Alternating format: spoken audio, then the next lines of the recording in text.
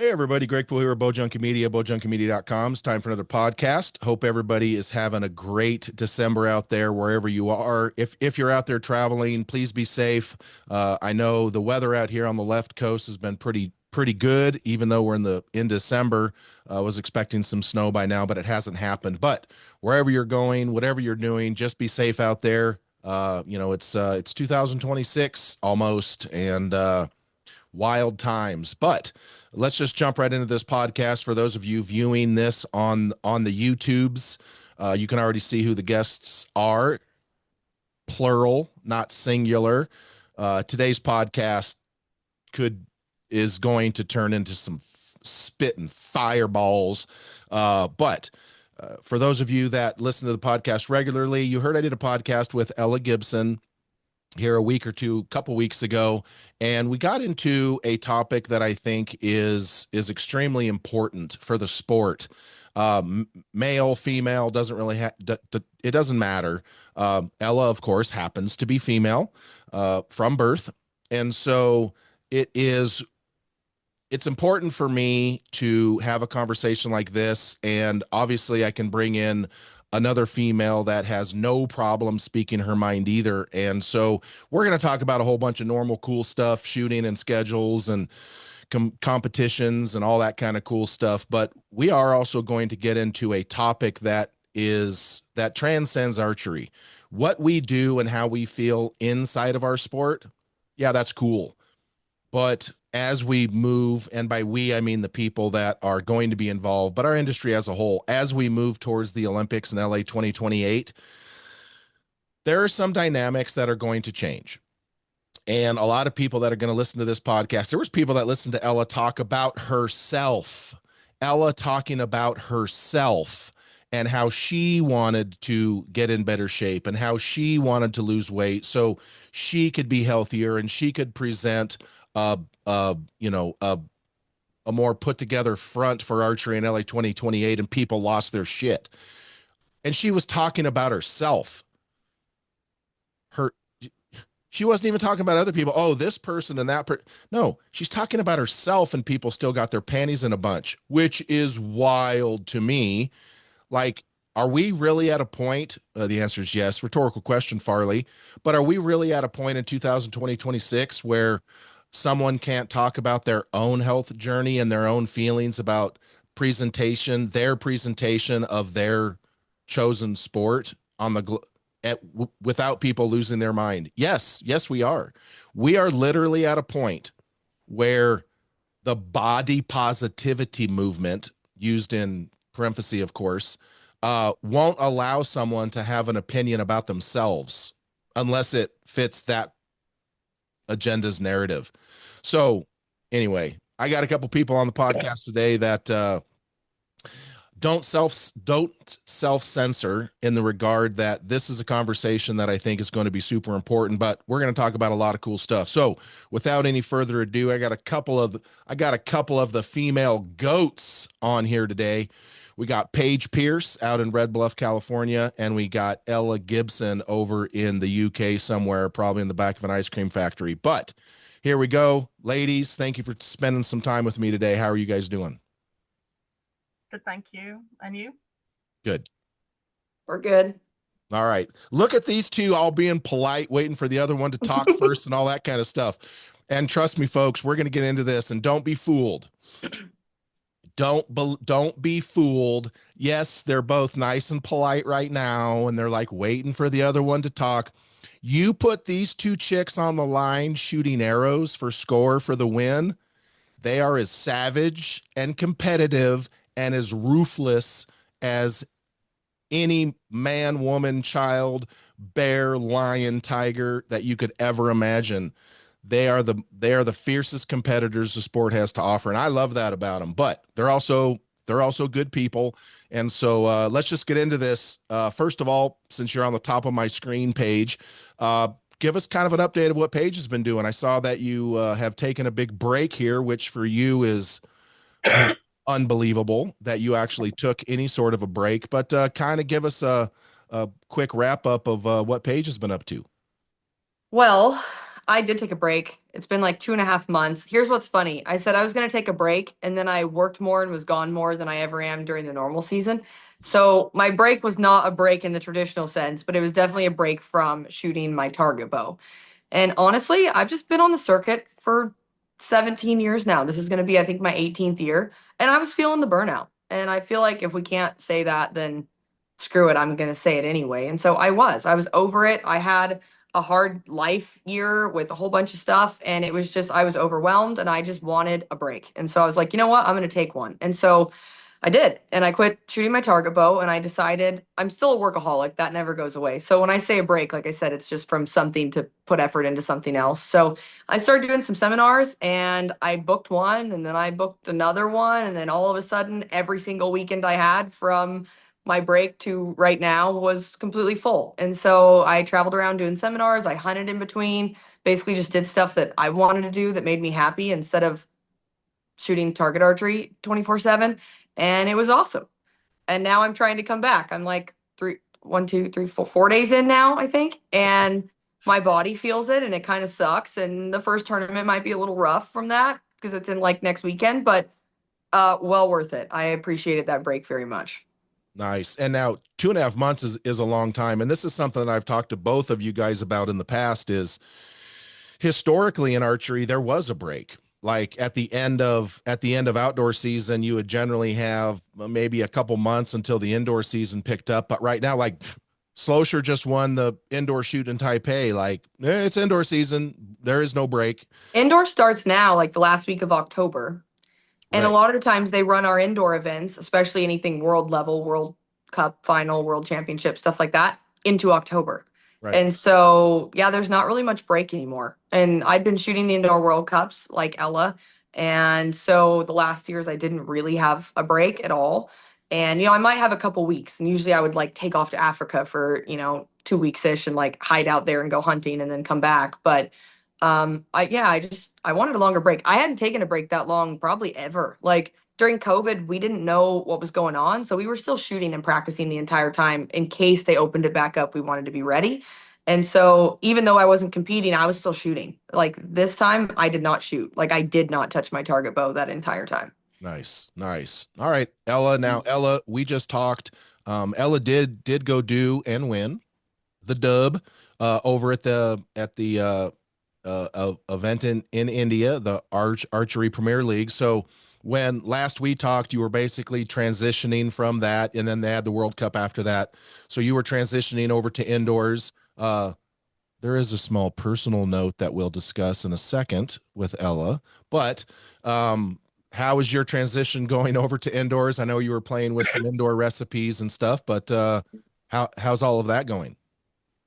Okay, I was kind of smart last indoor season in which I took both my indoor bows and I put them on the wall and then I set up new bows for outdoors, knowing that the schedule was going to be hectic because every year it's hectic. So when it went to indoors, I took the back off the wall. Obviously didn't make any notes about what kind of weight balance or stuff I had, but I had the arrows and I had the bow. And I was like, I know what kind of changes I've made the outdoor season. So like adjust my jaw length a bit, like my peep height I've moved in the outdoors, put it all together, shot, and then kind of went from there and then did some testing. I was testing short arrows and I had our indoor nationals at the weekend and the back to back on the Sunday. So I was like, okay, these short arrows have been shooting pretty good in practice. I need to try them somewhere because I don't want to try them for the first time in Nîmes. So I tried them on the Saturday and they were like, okay, but when it came down to me like being nervous in the final, they just weren't super forgiving. So like I got silver that day, but I brought my longer arrows that I shot at GT Open and a different rest for it, and swapped that over for the Sunday and shot way better. Like it's all matches for the back to back. So the morning set of matches, I shot a 594. The afternoon set of matches, I shot a 596. And then the shoot down, I won gold. So I was like, okay, the long indoor arrows for me are a lot more forgiving than the short ones, which is annoying because like in practice they weren't bad, and like the part in my head was like, oh, I think these will be better, but screw it, no.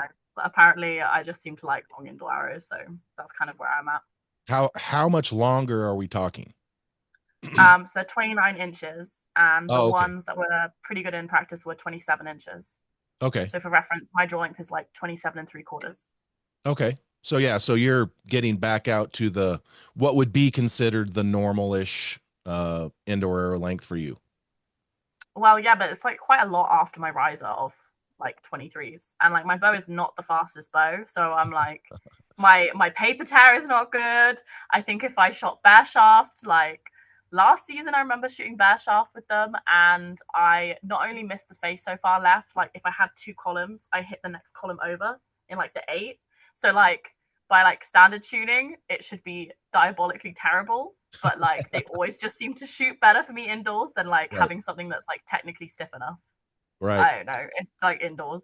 Yeah. So Paige, kind of reflect on how does that, I know that Paige, you're already aware of this, but obviously Ella does a bit of the right hand or the bow hand right integrated torque thing into the riser and stuff. But talk a little bit about what she just said with the indoor arrows and how you found that translates over for you. Not surprising because I find the same thing. So, I've had, if you've ever listened to Gillingham, he'll be like, take your 27s and cut them to the rest and run them light and they're out of the bow faster. Like, you hear people say that all the time. And there's definitely been times where I'm like, let me try it. I'll try anything. Right. And every time I've tried it, it's never been as good. That doesn't mean I won't shoot a few good rounds in practice, but exactly what she said, like the forgiveness just doesn't come into play. So, like, I run my 27s at 30 inches and I'm running like a 23-12, which is a pretty weak spined arrow. And I think it's still like 28, 28 and a half. I don't know. I didn't put much effort into the 23s last year. They were just good right off the bat. So I didn't really have to worry. But I pretty much always ran my 27s at 30. And I've tried them shorter. I've tried them, not really longer. I think up to maybe 31. But my little magic build that tends to work with the 27 is like 30 with 200 up front. And that's kind of my go-to. But I will say, switching to Easton last year, like I had come from carbon arrows. And so I was like, yeah, let me set up the carbons. Let's try that. And I did. And that build did not work. Like my bow did not like it. I would have had to do a lot more testing. I grabbed the aluminums, the X27s, threw it together, and like my traditional build was phenomenal. And so I was just like, cool, the aluminums it is. So that's kind of how I picked. It wasn't like I cared so much which one I was shooting. It was just which one I got more forgiving the quickest. And it was definitely those. So anytime I've tested it, same thing. Longer tends to be better. I know people will go back and forth on point weight. I kind of run in the middle. I don't go super heavy like a 250, 300. I don't go down like 125, 150. Kind of run it in the middle. And it just seems to work for me. Everyone's bow's different though. Everyone's form's different. Like you just got to test what works for your setup. Draw length, obviously, and and like how you Torque. break down. I always feel I like torque the other side. how I don't know how you taught the other side. I feel like that's interesting. Bendy joints.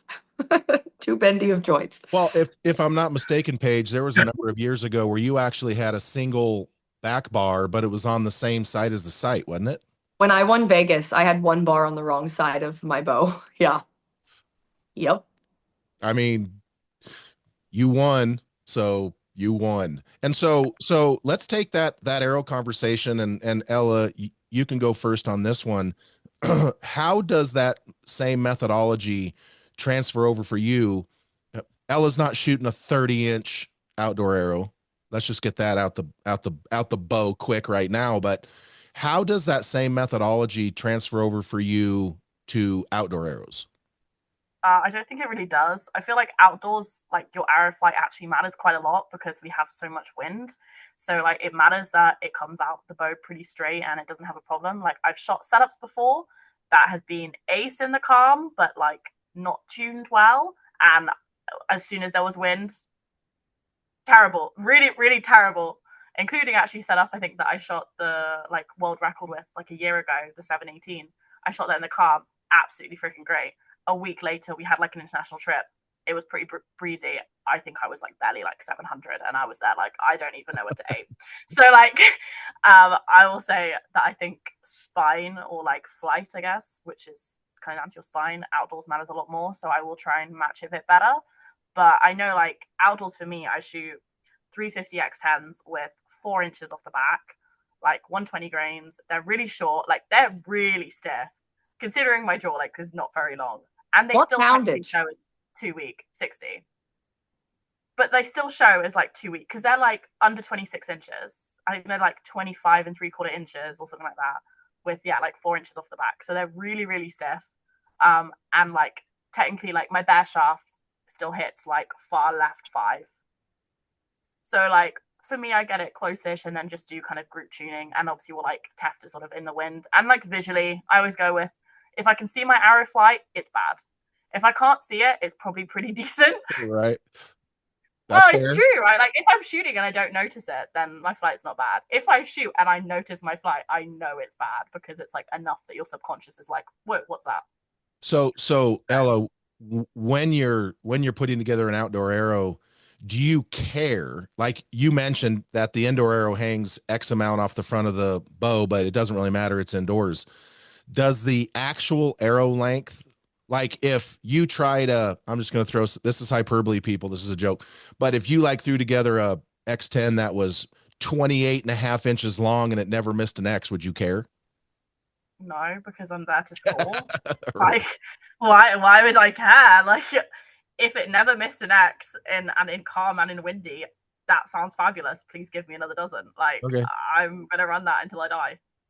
Well, and the reason I ask that question is for folks like us, especially you two, and I tell people this as a joke. Look, if someone told me to wear a pink thong under my, and I made me shoot better, I'd order a triple extra large pink thong. I wouldn't care, like at all.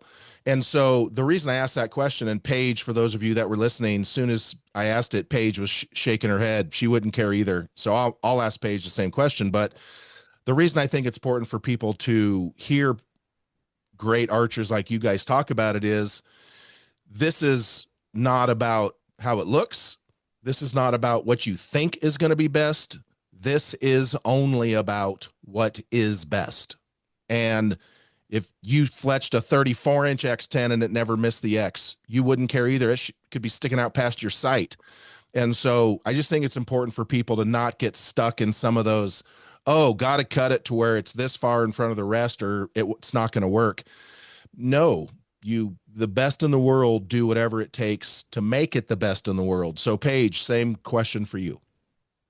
Well, let me just start by saying I've asked this question in every seminar, so I'm going to say it here, is if you ask different people in archery when their bow is tuned, you're going to get different answers. People are going to say when I have a bullet hole or when it's bear shot tuned or when I can walk back tuned from 2080, like whatever that looks like. And in seminars, I'm like, if you ask one of the, in my opinion, top pros, their answer is going to be when my bow shoots the best and it's the most forgiving. If that's not their answer, they probably could shoot better than they shoot right now. And so like Ella said, I don't care so much about arrow flight. I don't care about arrow length. I don't care how my bow looks, how my bars look. Like I'm known for trying, not as much as Gillingham, but probably the next worst, for trying anything and everything that'll work. And at the end of the day, I don't really care how my bow looks, how my arrows fly. If I'm in the traditional norm, I care that they hit the middle more. And so through group tuning, which Ella mentioned, like that's kind of how I figured out. So indoor, I feel like we're a little limited just because of the arrow spines. And so there's not a lot of options, especially in the bigger, stiffer arrows. And so you kind of do what you got to do to make it work. Outdoor, the difference is there are different spines. So I feel like there's more to work with. So indoor, I will play with the same arrow, starting with different tip weights. Like I'll do a 250, I'll try a 150 and see what performs best. And then I can obviously decide if I wanted to cut off from there. Outdoor, I will just have 2 different dozen arrows cut to the exact same length, which my outdoor arrows are always right around 26 and a half. And so I have like the actual spine variant of whatever that gap is. And then I will group tune both off a bow with a different rest and see which one naturally and right off the bat is like performing better. And usually I can tell very quickly, like my bow is favoring a little bit weaker or a little bit stiffer. And then I'll do the fine tuning in with that. That doesn't mean I can't get either of those to shoot well. Like there have been times where I've went to a few tournaments with the one that I would say was wrong for my setup, and it was still great. But I could tell like I had to be just a little bit better. And then I got back, tried something else, and it was like, oh, okay, that made up the difference. Like I can make way worse of shots and still have better impacts. And so I'm tuning for forgiveness and performance, groups. Like I really don't care at all if my stuff fits the norm. I care what hits the middle. Yeah, 100%. And I mean, and that's that, when I talked to Matthias Fullerton here a month or so ago, he was trying a whole bunch of new stuff. And he literally said, it's not that it's going to shoot all this much better. I just need to shoot as good as I can shoot. And I need to shoot the same scores easier. It needs to be less work for me to shoot, and that's, I remember talking to Ella after she shot that world record. she shot some world record. I don't remember which one. She shot multiples. And then literally in matches, she's like, I couldn't hit my ass with both hands. I shot a world record a day and a half ago. And then I come into matches and I might as well be shooting them out of a straw with a blowgun. Like, so for people to listen to your guy, your guys's level, talk about, and Matthias as well, talk about, I need to be able to shoot to this level, but I need to be able to do it and not have to absolutely kill myself to do it. So it's about shooting the same scores, but it's about being able to do it easier. To Ella's point, and this is something I'd just like you to hit on real quick, Ella, is you talked about it shoots spectacular when it's calm, but in a little bit of wind, it opens up and it's not shooting as well. First of all, for the folks listening, describe the level of wind, and Paige, you'll get the same question. Describe the level of wind at which point you can start to notice something's not right. I think quite quickly, to be honest. Like you just get used to when you've been shooting in a wind a while, like how much it should drift off. And normally, like if I'm having a good aiming day outdoors, I can aim like right X line, left X line, like mid right 10 line, that kind of thing. So like I can normally read the wind fairly well, and often I'll be like, okay, I can feel this. I need to aim right 10 line, and it's the kind of wind where I'm like, it should be there, and it lands in a completely different place, and I'm like, okay, maybe I read that wrong. You do it different again, and like try and read it differently, be like, learn from it for the day. And if you're just never really hitting it, you can normally have enough experience to be like, okay, that's not me reading it wrong. There's like something off, that it's drifting a lot further than it should, or it's being hit or inconsistent. So like I've had setups before, actually, where at my club they have like a shelter, and you can step back about 5 meters if you want to be fully in. And I tested shooting on a really windy day. It was like 40-mile-an-hour wind, so like horrific. But if I was about 2 meters behind the shelter, where I was fully undercover, like I was aiming great and I shot, I was probably shooting at like 670 level. I stood back another couple meters, so I was about 5 meters behind the shelter. I shot like a 713 in like 40-mile-an-hour wind. So like Jeez. it really told, yeah, it told me like a lot. It told me basically like if my arrow gets hit before it's straight, it's just absolutely fucked. Like if it can be straight first of all and get up at speed, then it doesn't really matter what the weather's doing. So I did kind of like learn that and like understand that a bit. So I know that if I have an arrow that is just taking too long to straighten up, and as I said, the one I think I shot the 718 with was great, but you could literally see it was still wiggling at like 20 meters or like 25 meters. And when it's a breezy day, there is nothing that you can read at 20 meters. Like you can read on you, like I normally have a piece of string to be able to read on me, pick my moments. You can read on the target. You can't read like the middle of the field. So you're never going to get that right if you need to know what the drift is like in the middle of the field. So Right. I'd be there being like, okay, well, that, the target's doing this, my string's doing this is how I can aim off. And it would just be like random. I'm like, okay, so this is telling me that it's a big problem that my arrows are not straightening up fast enough. Gotcha. And so same for you, Paige. And for any of you that might already be thinking, well, you might not have seen Paige shoot a ton of FIDA events the last couple of years, but make no mistake, her entire career, Paige has shot a truckload of FIDA events. So I'm asking her this question. So just because you haven't seen Paige shoot a lot of them the last couple of years, that's probably a scheduling thing. We will get into the schedule here in a It's an minute. ASA thing, actually, but yeah. There you go. But don't think Paige doesn't have a ton of experience with FIDA events on the wind as well. So same question for you, Paige. What have you found in your tuning process that makes shooting in calm one thing, but shooting in some wind another? I have a question for Ella really quick. Ella, when you talk about your bad arrow flight, if you shot a bear shaft at 50 meters, where would you hit? Back then, like with that recipe, I don't know if I'd hit the target. Okay. Like I genuinely don't know if I'd hit the target. Like my paper tear was probably like 2-3 shafts wide. Okay. And like I couldn't get it nice unless I went to like a whole spine stiffer. But then I found it just didn't like group as well. I think maybe the arrows were too heavy or something. I'm not fully sure. But that was back when I shot Black Eagles, so like slightly different with the different spines. But with the 350s, I had to run them a little bit longer, and I think it was maybe a bit heavy or a bit too slow. So in the calm, it wasn't as good. So it was kind of like a trade off, and I never really got there for like a good recipe that was good in the wind and calm. I just kind of had like, this is great in calm, and this is no different in wind. Okay. So that helps me, because I was going to say, for most of my stuff, if I have it tuned well enough that it's group tuned and shooting pretty darn good for me at the FIDA stuff, I haven't noticed a huge difference in wind. But with that said, when I'm group tuning, I always start with it bare shafted. So I've never had a setup that I don't already start with it perfectly bare shafted at 50 meters. And so I say I don't care about arrow flight, and like, I've shot some setups where the bare shaft wouldn't hit the bail either, typically not at FIDA stuff. But for that, with those skinnies, I never really have an issue getting anything to bare shaft. So when I start, it would be like fletched arrow, bare shaft, bottom X, bottom of 10. And then I'm doing my group tuning off of there. And I never typically go more than what would put me off the scoring ranks. So I think anywhere that I've been tuning is probably already in the realm of acceptable arrow flight, because I've never actually shot a setup that was like, it pounds in calm but not in wind. But that's where my tuning starts, which would make more sense.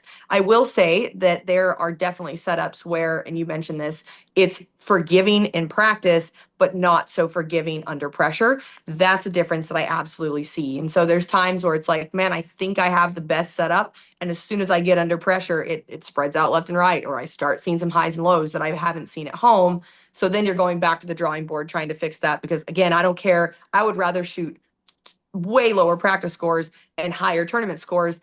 And for me mentally, I know that. Like, I've had bows where if you watch me shoot in practice, you're like, that is horrible. Actually, Ella and I shot a match against each other a couple years ago at GT Open, and Brady Ellison was in my coaching box, and we were warming up.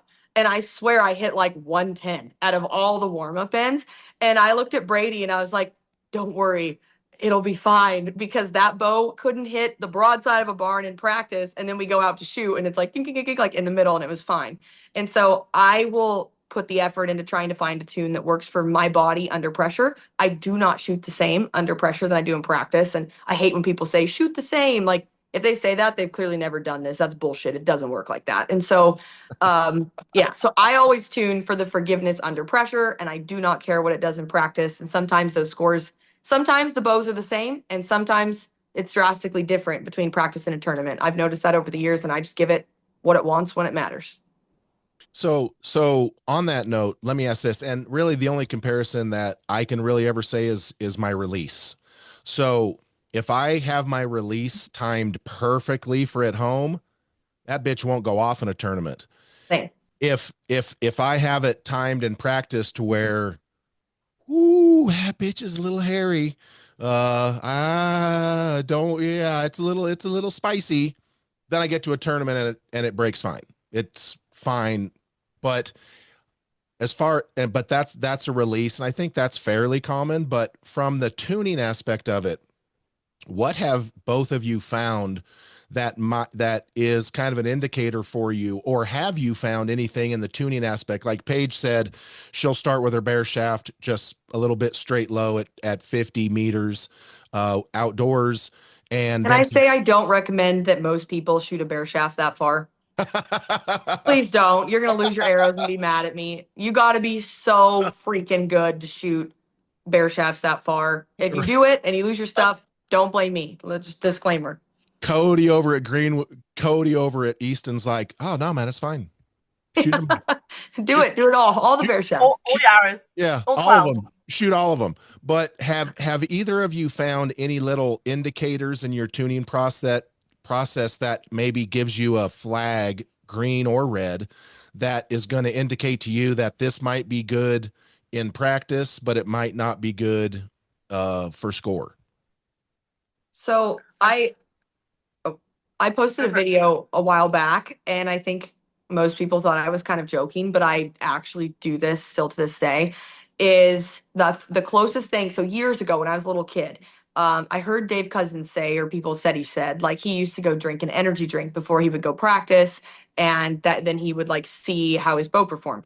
Well, let's be honest, I don't know what you just picked up to drink, but like we all live on those things in today's world. So, having a little bit of caffeine doesn't change me. Okay, yeah, you're not drinking energy drink, but having a little caffeine does not change me at all. I call it group tightener. I'll like crack a monster and be like, oh, group tightener, I'm going to be good. So that was not going to work for me. So what I genuinely do, more indoor than outdoor, because outdoor I'm tuning at distance, and so I can definitely see bigger improvements or mistakes essentially with tuning stuff. But indoor it's really hard. Like if you're tuning and you're still shooting an average of let's say 28x games every time, how do you really know what's better or worse and how that's going to translate? So I will go back to the shooting line and do like 30 jumping jacks and then pick my bow up and score. So I had 1 year, which I'm never this much of an overachiever, but I had 3 bows set up, and in practice I couldn't tell the difference on what would be better.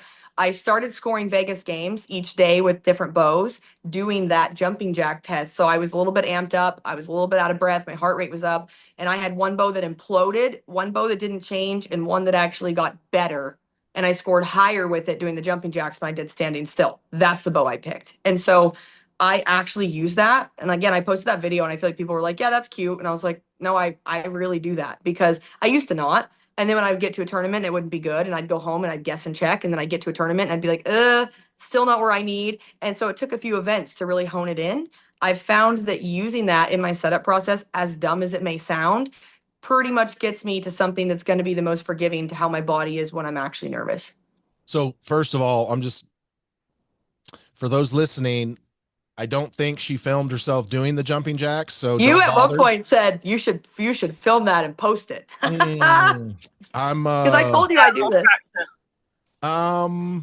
Yeah, I'm probably not going to touch that one, but I don't think she posted the video of her doing the jumping jacks. So don't bother. I did not. Don't bother leaving this podcast to Google it right now. But the number of comments that said I was waiting for the jumping jacks, I was just like, yeah, not coming. Yeah, but okay. As soon as you said that, I was like, oh, okay. Yep. So what was it about that particular bow that was different from the others?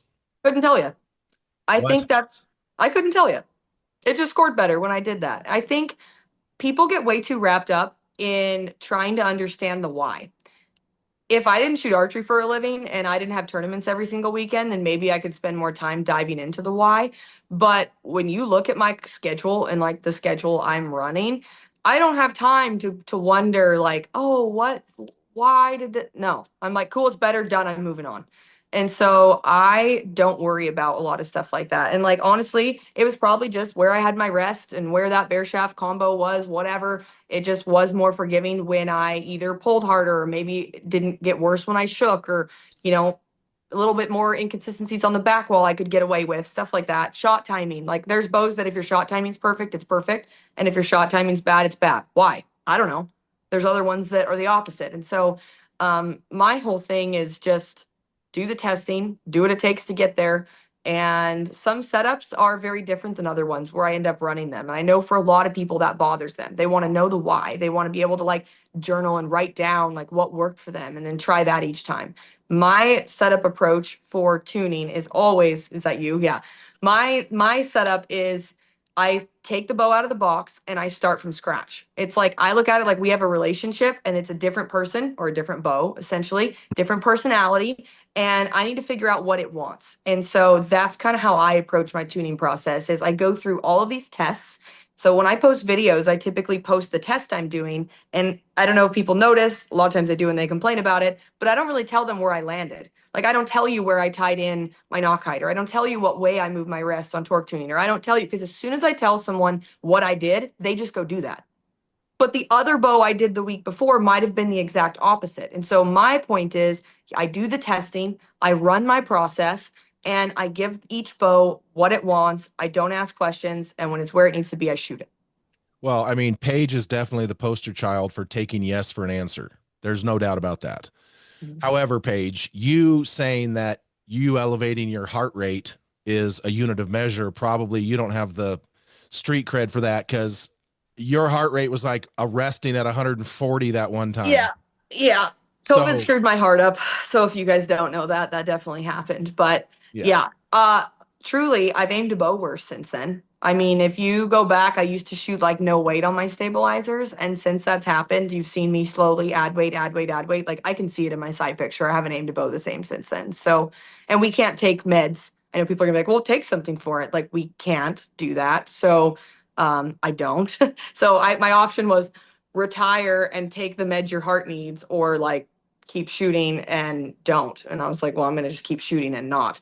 So I had to adjust to that, and I think every year as we age, our bodies, that was a weird fluke thing, but like our bodies are going to change and they're going to get different. And so my setups year to year aren't the same. Like when Ella said she hung her bow up and did that, I'm like, that's good. I just did that with my ASA bow last year because now we have 2 ASAs before Vegas. But I know that realistically, when I pick it up, it's not just going to be like, oh, perfect from how I was last year. I'm going to make some small, when we say draw length adjustments, we don't mean 1/2 inch adjustments. We mean a half twist or a full twist in or out of the cables, like minor things, but it will need some draw length adjustments, potentially peep height adjustment, maybe poundage adjustment, move the bars and weights around. But like it gives me a better starting point than where I was before. And so, even year to year, the same setup that we ran wouldn't find the same success for us the following year because our bodies are different. And so I Sure. don't think a lot of people realize that stuff.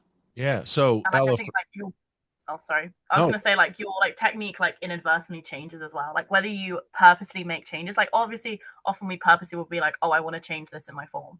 But even if we don't intend to, like because we shoot every day so much, it's very hard to keep it absolutely identical every day.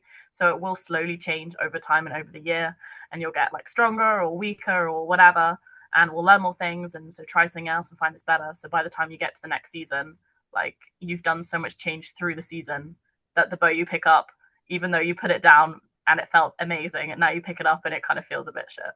well, yeah, exactly. Well, and especially, if you're working out or if you go to the gym or if you're, it just depends on if you've lost 45 pounds, if there's a bunch of things that can affect your body from a day-to-day basis. If you ate something the day before that you didn't realize your body didn't necessarily care for, you might be a little tighter that day or whatever it may be. So no, I mean, that's absolutely true. So Ella, listening to what Paige just said, is that kind of process something that you can navigate yourself, or kind of what's Ella's process, that accomplishes the same thing that Paige just described? For me, I don't really do any of the jumping jacks. It's not a bad idea though. I might Jumping try them. jacks. See what it's Try it. like. Now I want to know. I haven't tried anything like that, but I've always been quite good at making myself nervous. Like for me, like I can be by myself, like on my range. Like I'm in my range right now. I'm completely by myself. I can be there with my bow and make myself so nervous that I like physically shake. Like that's never been a problem for me. I just like can like visualize being in that kind of situation and normally like say stuff to myself to the point that I like will start like internally panicking, where you're like, you can't miss, you can't fuck it up, this is your only chance, you can't fuck it up, don't fuck it up, and you're there like, okay, fine. Like, so I can normally get myself in those kind of situations or like try and get myself like hyper focused and then I'll see how it does then. But I know like it sounds like a weird thing, but often setups that are kind of too accurate are then normally not so good under pressure. Like if you're there and you're shooting a ton of inside outs and then some that are like just tens, it's probably not going to go too well when you're actually nervous. You're probably going to be better off with like setups that are kind of like always half shaft area and maybe less inside outs, but then it's going to be a bit more reliable when you're kind of under pressure and nervous and shaky and stuff like that, because those other ones that were just a bit in are going to be like nowhere near now. And the inside outs are normally because you're aiming that good, and you're not going to be aiming that good when you're really nervous.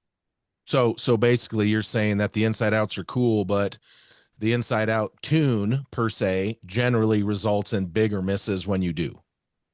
Yeah, well, it depends obviously like how many, but like I've had Right. setups where I'm literally like every end, like 2 of my 3 arrows are like inside out, and you're like, wow, this is freaking great. And then you end up going somewhere and you're like, this is freaking terrible. And and normally because like I would say, like for me at least, if I shoot an inside out, generally it's because I'm aiming inside out. Like my pin is aiming fully within the X and it's not moving. And I'm never going to be aiming that good when I'm that nervous on the line. Right. So it's not going to be happening the same. So I'd rather like be like aiming probably not as good because I'm like making myself nervous and just aiming about X-ish, like solidly in the X, but not within it, just around like within the X or around the X, and then know it's going to land in the same place. Sure, absolutely. So let me ask this. Like, I can remember being, playing basketball back in the day and in the dark gym, and it's like, Michael Jordan, 3, 2, 1. Oh, fuck, I lost again. But you get the point. Like, it's that pressure you put on yourself to, like, you put yourself in a scenario to add pressure or tension that you wouldn't normally be under, like what you just described. So for Ella, when you're practicing in your range right now and you come down to either the last end or the last arrow, describe for us what you say, who you visualize. I mean, obviously we're on a thing with Paige, so it'd be easy for you to say, got Paige Pierce right behind me, she just shot 3 X's, I need to do this to beat Paige for the all-time women's championship of the millennia, or whatever. But walk us through your visualization, who you see, what you say, if appropriate. I asked Jesse Broadwater that question once, and not all the answers were safe for public consumption. But give us Ella's mind movie when you are putting yourself in that last arrow or last end tension on when you're practicing. For me, I wouldn't say I visualize any opponents, but I do like visualize kind of a finals field. Like the whole thing with my indoor range is that it's like 3.2 meters by 26 meters. So it is like a tunnel, which is what we kind of get normally on finals fields. Like abroad, we have the tunnel with the stands either side. So I kind of will just like stare at the target and focus on looking at the 10, but kind of visualizing my surroundings changing to like stands on the side and the bright lights and like the silence. I'll switch off any music I have if I want to make sure I get nervous, because that will like bring me out of the moment. And like in my head will just kind of be there getting ready, like I'm waiting for my opponent to shoot their last arrow, and I'll just be like, you can't fuck up, don't fuck up, this is your only chance. Like if you don't do this, like you failed. Like basically kind of like negative and positive at once, like Sure. saying the truth, like things that you actually do think in those situations where you're like, this is my only chance, this is my only opportunity, I've been waiting for this for months, I've been planning for this for months, I've been training, this is the moment. Like you can't let the moment go, this is it, like this is it, this is one thing and that is it, you can't mess up, you can't miss, you have to hit it and that is it. And then I'll just like take a deep breath, normally because I'm shaking, and like draw up, and I'll be like, it has to be a 10. And then I'll be like, it has to be a 10. And if it's not, I'll be like, again. And I'll keep going. And I'm like, no, we're not accepting this again. I'll might play a game with me. So if it's before an event, I'll be like, if you shoot a 10 now, you'll win me. Not a 10. Again, shoot a 10, you'll win me. If you shoot a 30, you'll do that. And if you don't, you're gonna have to believe it. And then I will actually be there for an event. I'll be like, yeah, but I'm not going to because I said this and this happened. And I'll be there like, oh, now I feel uncomfortable for the event. So like I will put it in my own head so that I can get it out of my head in those situations. There you go. Or even being like, if I don't shoot this match, like I'm not leaving. We're staying in this range until I do this. And like that's almost like the punishment, but also making sure that when I walk away, especially before an event, like I walk away feeling confident because I said I had to do this certain thing and I did the certain thing, and that's why I left. There you go. All right, Paige, let's hear it. Well, What do you got? I want to add something totally different. Like I said, I don't do the whole. I could try to lie to myself in my brain all the time, but it knows better. Like I can't hype myself up like that in practice. My head doesn't work like that. I think I'm too much of a realist or something. I don't know. Everyone's brain is different. That's why I do the jumping jacks. That would be my Ella equivalent of doing all of that. I just do some jumping jacks and then try to hit the middle. I definitely like tape night shooting together. We'll say things like last arrow to win Vegas, and you say stuff like that to see how you do. Like we do that stuff totally, but I can't think and like generate those kind of nerves. So that's where the jumping jack thing came from. But when she talked about tuning and she was saying like sometimes this setup works better or not under pressure, I just want to add that the way that Ella and I both tune, if people don't realize this also, like Ella and I are friends, we talk. I respect the hell out of her because she's one of the few women who actually does all of these things and like herself and knows how to do them and whatever, and so she does do the deep dives and understand her equipment and how it's working and the tuning stuff. So her and I talk a lot about arrow builds and tuning and different things like that. So anyway, with that said, I have found in group tuning that there are certain setups that it'll be the same in practice or pressure. That's regardless. Let's just say in a tournament that I will hit extra middle so much, but when I miss, it's a fat miss. Or there's another setup that is not super extra middle. It's a little wider and a little bigger, but like when I miss, it's kind of in that same group. And so when I have my 23s, I will keep group tuning them until they are the extra middle with the big miss. Because shooting world archery, it's the baby 10 or it's all yellow is a 9. So I don't really care if the one I miss gets sent into the deep 9. Like a lot of the times when I miss my setup, people go, ooh, but I tuned it that way. It was either I missed a lot just around it or I hit a ton of them in it and I would miss big. Now for my Vegas setup on my 27s, I tune that differently. I tune that one where typically I don't want those big misses. You can't afford a 9 in Vegas. And so it's a little bit looser overall, but tends to keep them in the 10 type tune. And when you are good enough and you've done enough group tuning, you can absolutely see those differences. And I'll land a spot where I'm like, oh, if this was for world archery, this would be like the best tune ever. But like for what I'm shooting, that's not going to play, or vice versa. And so then I keep moving my rests around. I keep group tuning until I find the forgiveness that I need for the format I'm going to be shooting, because that matters as well. For sure. Like redding, there's no X. As long as I can keep them in the big orange, I'm fine. You go to field and all of a sudden the X scores a 6. You need that one that hits a lot of extra middles, because you could shoot a 4 and 3 6s, but if you just shot 4 of them around in the 5 all the time, that's not going to do you any good either. So I will have different group tune setups based off the formats that I'm shooting and how I need that bow to perform. And I guarantee you, I'm just going to say this for Ella, right now we're scoring Big Tens and FIDA. I guarantee you, if we went and did the X thing that they did in Turkey, her tune would land different for more X's than it would just to hit the Big Ten. She might have more 9s, but she'd have significantly more X's. Like I guarantee you, she would see those tuning differences. I've had tunes like that before, yes, where I've been like, damn, I just shot around with like, you know, like 45 X's for like a 72 round, and I'm like, but it was an X or a 9, yeah. But I shot like, but it was only like a 710, and then another round, I'm like, I shot like 27 X's, but it was like a 717, and then you're there going, oh, okay, well, technically I don't really want either. I'm going to be honest. Like, I'm going to try and find something in the middle there. Well, because also, like, if you're not hitting the X and if you're hitting the 10, and if you go, well, when I'm under pressure, I'm going to be a little bit more tense, my grouping is probably going to open up. It's just how much. You equally don't want a tune that's like just clipping all the time, because you're likely to open up. Like, I'd say like everyone is. Like, even if you're someone I think that shoots better under pressure, there'll be times that you open up because you're tenser. Always. And so I never want a tune that means like I'm just in the 10. Because if I'm just in the 10, I always think, okay, but make that 10 like half centimeter smaller, and what's my score now? It's not fun. Yeah, no, that probably is going to blow a lot of people's minds, what you both just said right there. I mean, and it's totally true. I mean, it goes back to the old adage, and I mean, all three of us have joked about it over the years. Would you rather shoot a 299 29X or a 300 with 15 X's? And the answer is always, where am I shooting? Yeah, what format? Yeah, if I'm in Vegas, give me the 300. If I'm in World Archery, or if I'm in Lancasters, or if I'm in some, I'll take the 29X's with one mistake I made. And a lot of people, emotionally, I'd rather the 29X's because I just fucked up once. But like, right, if you're there in that situation, you're like, thank you, someone gave me something today, and let's move on and be better tomorrow. Exactly. Let me just add, when I say that it's like wider, like if I was tuning my 27s for Vegas, or indoor nationals, which is typically like my 27s, I tune, like I said, the less middle but less big misses. On average last year shooting indoor, I think it was like a 28.5X average that I was shooting. So most of my games were 28 to 29Xs, occasional 30, maybe an occasional 27.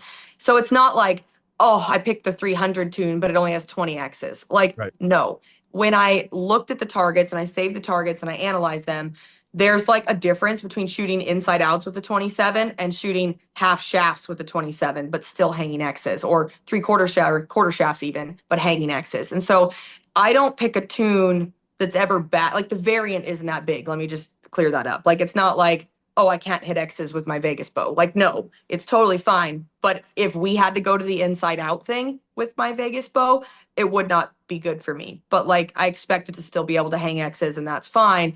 But there is a massive difference between hitting the X with the 27 and shooting an inside out X with the 27. So that would be like the measurable difference, not that you would see on the score, if that makes sense. The difference is when I whiff, I might still be a half shaft 10 with that bow. But if I tuned it to hit the inside out X's, it might be a tweener in the 9. And so, but the X's, the good shots are still good. It's not like my good ones are then missing. So just to clear that up, because I don't want people to think the variant is that massive. Right. Well, and so I hadn't really thought about this, but I was going to talk about this part, but you actually just brought something up. So we'll just transition to that right quick. And look, I've been talking about it for, Paige has been watching me talk about the depth of field in the women's pro class since we didn't have any, since Jamie Van Atta would show up and just stomp a mud hole in every woman out there and half the men. Jamie Van Atta would show up and just smash everybody. And then, Erica had a run. And so there's always been this run. But now the depth of talent in the women's pro game is redonkulous. So that part goes without saying. Like the amount of talented women shooting the sport of archery right now, it's never been deeper. And I'm going to love it when, Tanya and Toya and Linda do the mom thing, get back into the game. They're incredibly talented, great people. So that goes without saying, but I wanted to talk about something that you just said. And this is going back to Vegas this year. The men got to the point where they dropped the inside out on them. There's women shooting 900s nowadays like they're for free. Like I can remember when a woman shot a 900 in Vegas, the archery globe stopped spinning and they were like, "Oh my God, did you see?" If a woman doesn't shoot a 900 now, like it or not, ladies, they're like, "What happened? What happened? Why didn't any women shoot a 900?" So it's all of y'all's fault. Like if y'all don't shoot, if someone doesn't, one or more of you don't shoot a 900, I'm the first one going, "What the hell? What's the problem? Why?" You've earned it. So now you get that scrutiny too. Congratulations. But when it gets to the point in Vegas, I now, of course, I want to talk about that Kings of Archery extra little dot as well. But when it comes to Vegas, it's going to be a bunch of y'all shoot 900s. Hopefully your shoot off is on the live feed when it should be, but that's a whole nother topic of conversation. Don't laugh, Paige. I was there the whole time. I watched it, but let's talk about it. The two of you are probably going to be there. Let's say that a group of the ladies get to the 900s and you guys get to the point where Bruce goes, that inside outs. What are you guys doing? Ella, you first. It depends on what my setup's like at the time, but I'd probably be shooting my 23s. I'm going to be honest, right now, I feel like I might shoot 23s in Vegas anyway, so it wouldn't be an issue. Okay. But I think I would shoot 23s for that because shooting an inside out with a 27 is really rough.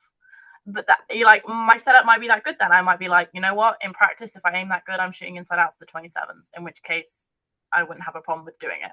But if I've got more of a setup like Paige was saying, you set your 27s for, and that's kind of what I've set it on, then I think I'd be picking up my 23s for the inside out. All right, Paige. Same. Yeah.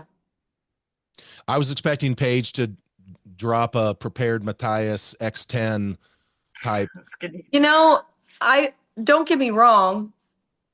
Here's the hard part. You asked me a question that isn't a reality right now. So if we got to the point that was a reality, then my ass would be tinkering and setting up every little skinny arrow I could and trying that. Yes.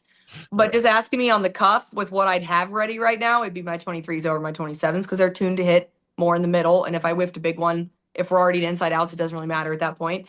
But the women's division has gotten so good. So what I'm about to say is going to sound like it takes away from us. And I don't mean that because holy shit, if we improved and the depth is insane, but we're a ways out from having to worry about that. Like realistically, we're not. Are we though? I think we are. When you and I were having these conversations 10, 15 years ago. You're right. I guess I would have been like, no, this isn't happening in the next 3-5 years. And then it does. So about 900s, or dropping 15, 30 pluses. In Reddings or Like No, we I had know. the conversation. All we need is someone to tell us you can't do it, and then watch we will. Like that's usually how it goes I for think us, we're or a at least couple me. years out though. I I think do for think sure we're a we're couple of years out. There was 11 of us. Like, let's just have some real talk real fast. There was 11 of us shooting off last year. It went what, 3 ends? Like, I think here's the difference for us. We don't get as much opportunity to do that stuff because typically there's not as many shoot offs. When we do make a shoot off, people miss faster, but it's because we don't get as much shoot off experience. Like, if every single indoor we went to, the guys are shooting clean and they're going 20 ends now, it's like they're getting that experience more often to learn how to perform and feel and all the things when they're out there. And it is different. Like I've been in plenty of World Archery Finals matches over the years, indoor, outdoor, field, all of it. It is not the same when you go into a shoot off like Kings of Archery or Vegas. The feeling is the same. The do or die is different. It's not, I'm guaranteed these 15 arrows and I'm here shooting. It's like, I have to do this. Like Ella said in her practice, right now you can't miss, you can't F it up. And so it's different. I think the more that we do that and the more the women get to experience that, we're just like the guys did, we're going to continue to improve. But we had the biggest shoot off we've ever had in Vegas last year. It was 11 people and we didn't last 10 hits. You know what I mean? Like we didn't. And so Ella and I were the last two standing, you know? And so kudos to us, but still we missed. You know what I mean? We both just missed. and So we didn't there's last that long us two no. either. So Like, there's that. So I mean, I'm realistic in saying like we aren't there yet. That doesn't mean that all of a sudden, if one Vegas, all of a sudden it goes 8 ends, you can bet it's going to keep getting better. Like it's going to keep improving, but we aren't to the point that Bruce is going to have to implement the inside outs in the next 2 to 3 years, I would say. What's I the agree. I don't think this year or next year, like maybe Yeah. in 3 years. But Yes. then also, I think the whole LA thing could change that as well because a lot of those people that are at the focus. top are going to change their focus. Yeah. Yep. And a lot of their federations might be like, you don't need to do as much indoor, you can't do as much indoor. So I don't know if that's going to keep like the pace of people improving indoor as it has been. It might be.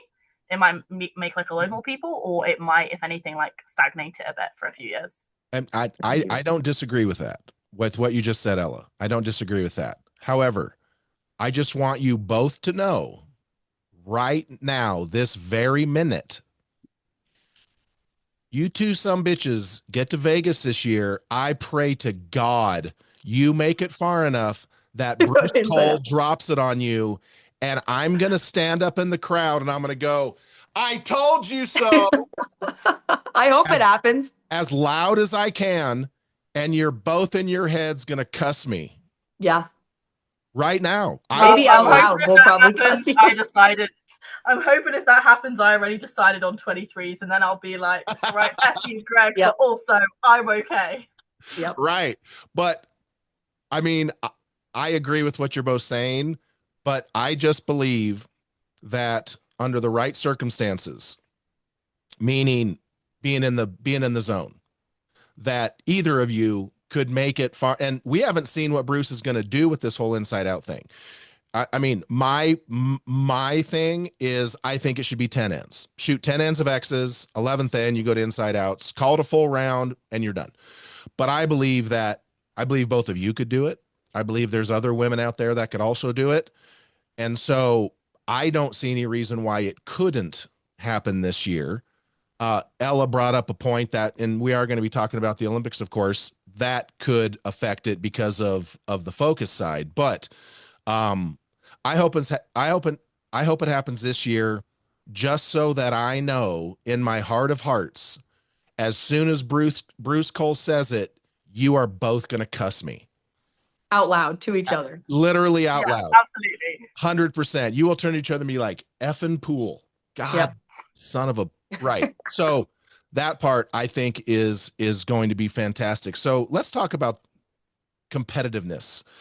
Ella, I'm not sure how familiar you are. I've talked with Paige about it on the podcast before, but and I saw Paige from very, very early age. She started shooting against the men on the West Coast and like immediately, like, what is she doing on this bail? Well, right now she's getting her ass kicked, and I kicked it plenty, and then that stopped like a decade ago. But that's not the point. Why are we bringing up old stuff? But from a competitiveness standpoint, the one thing that you can see across every woman, whether it's Linda, Toya, Tanya, Ella, Paige, like Alexa Ruiz, like when you look across all of these women, they have a level of competitiveness that, frankly, some other women don't have. When you look at the top men, they have a level of competitiveness that the men they're beating don't have either. So it's not like it's a sexist thing by any means.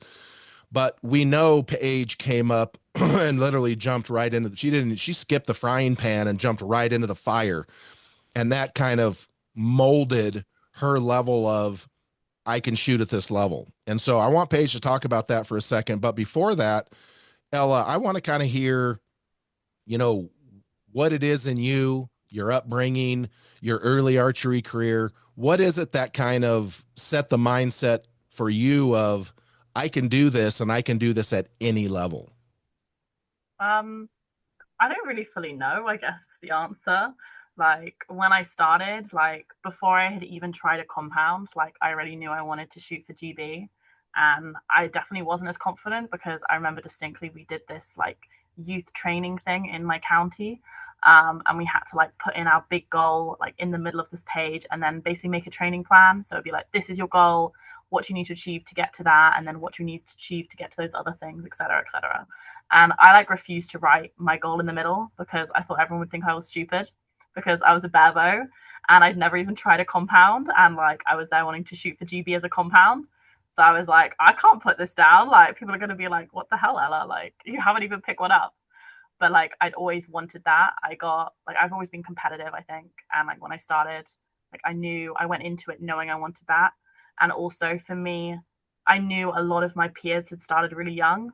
Like most people started when they were 10 or 8 or some people even younger. And like I started compound when I was 16.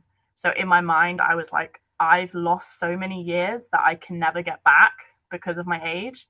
So I'm going to have to work so damn hard to make up those hours.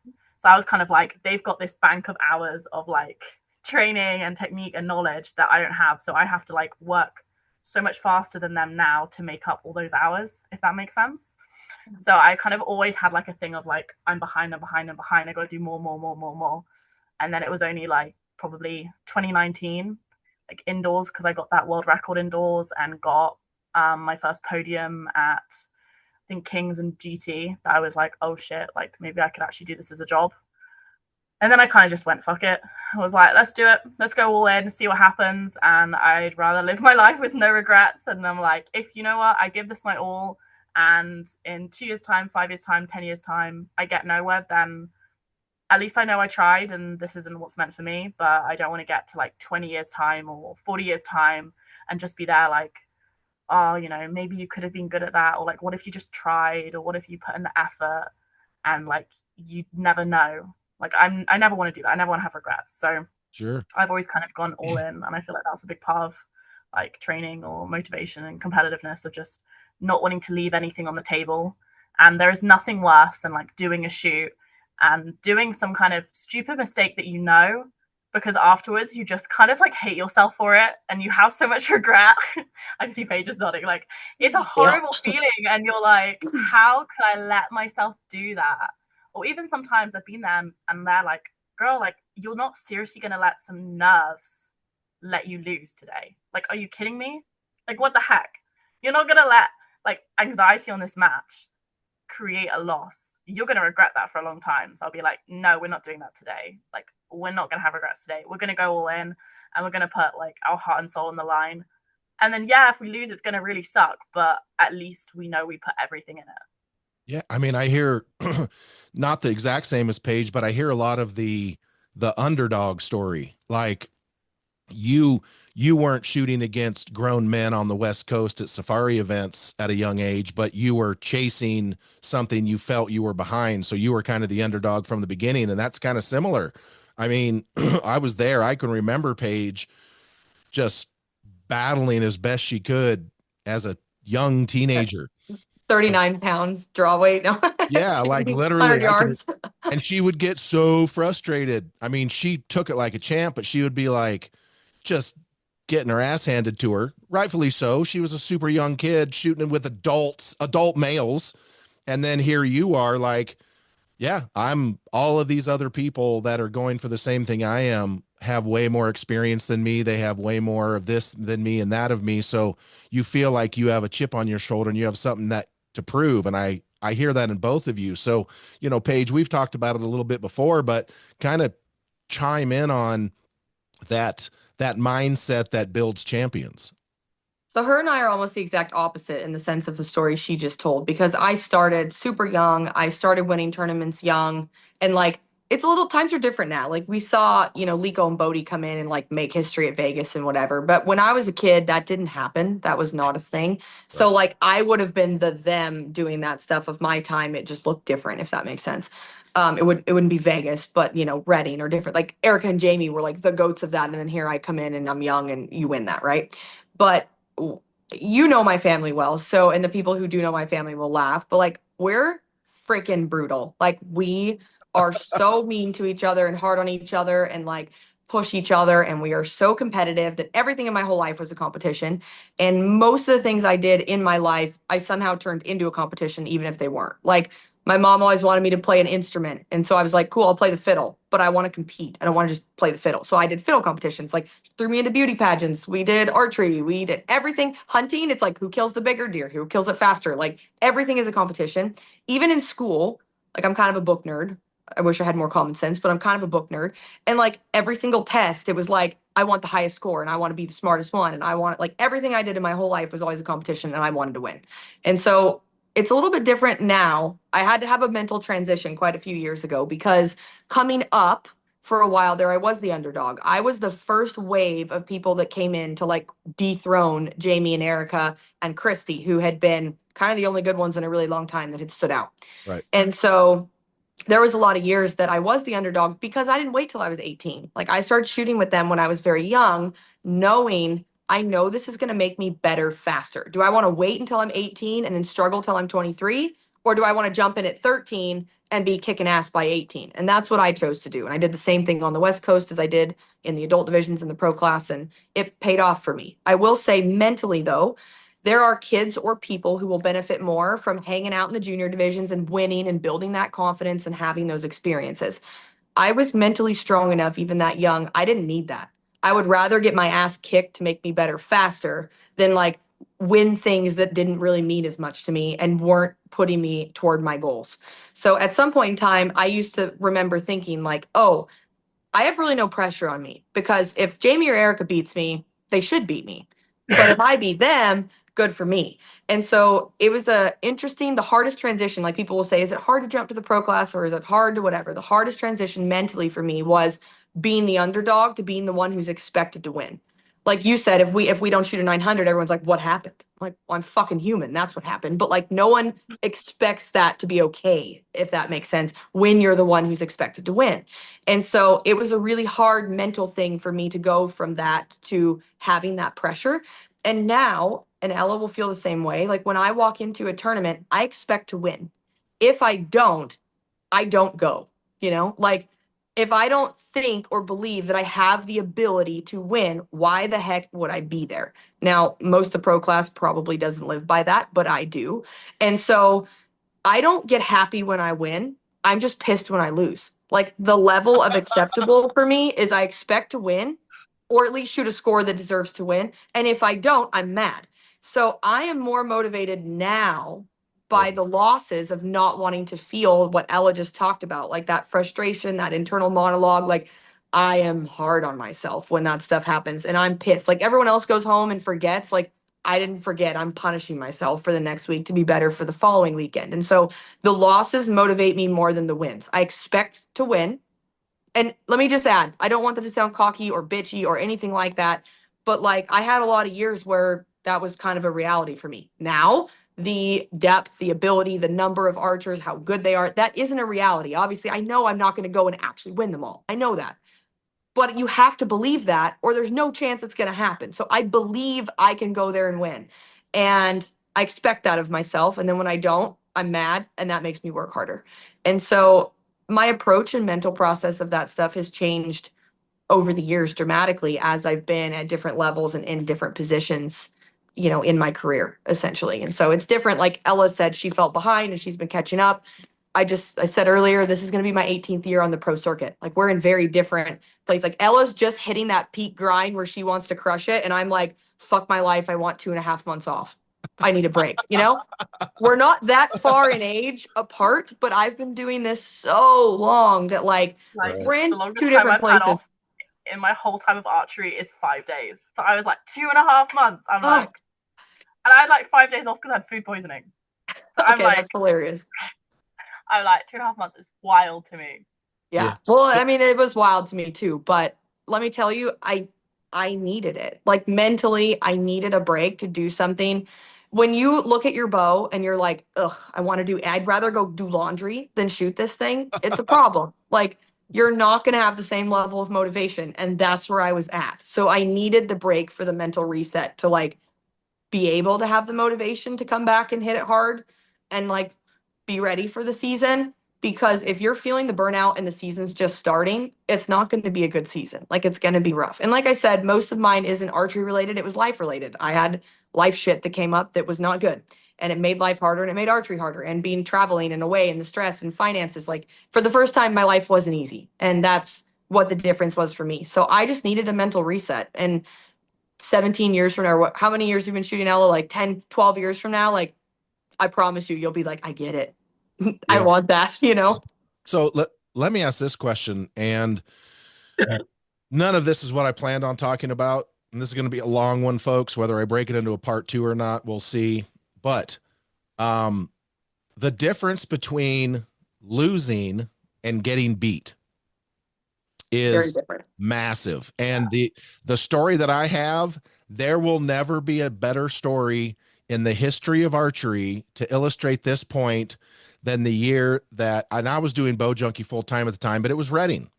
And I'm Linda Choi Anderson is in the group behind me, and I'm texting with Paige. And Paige gets done, and I'm texting with Paige all day, and Paige is like, holy shit, I think you shot what, a 1533? So there was this thing where like they said no woman would ever shoot a 1530, and I was like, I'm gonna do it. And I shot a 1532, and then Linda freaking shot a 33. So she texts me, and I she's love like, Linda, but that hurt. yeah, and she's like, holy shit, I did it. I shot a 1532. I'm so stoked. Blase, blase.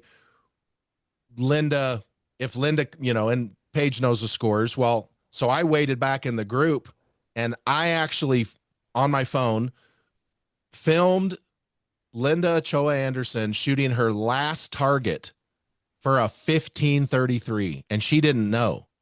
She didn't know where Paige was. So I walked down and got Linda on video telling her what just happened.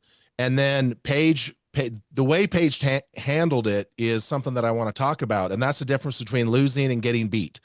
Paige shot incredible, but got beat. I broke the record. Exactly. But got beat. Right. Yeah. And so is it cold over there, Ella? Are you putting on a parka? Are you going to go outside and shovel snow? It's like 10 degrees in here. So yeah. We don't know what that means. Celsius.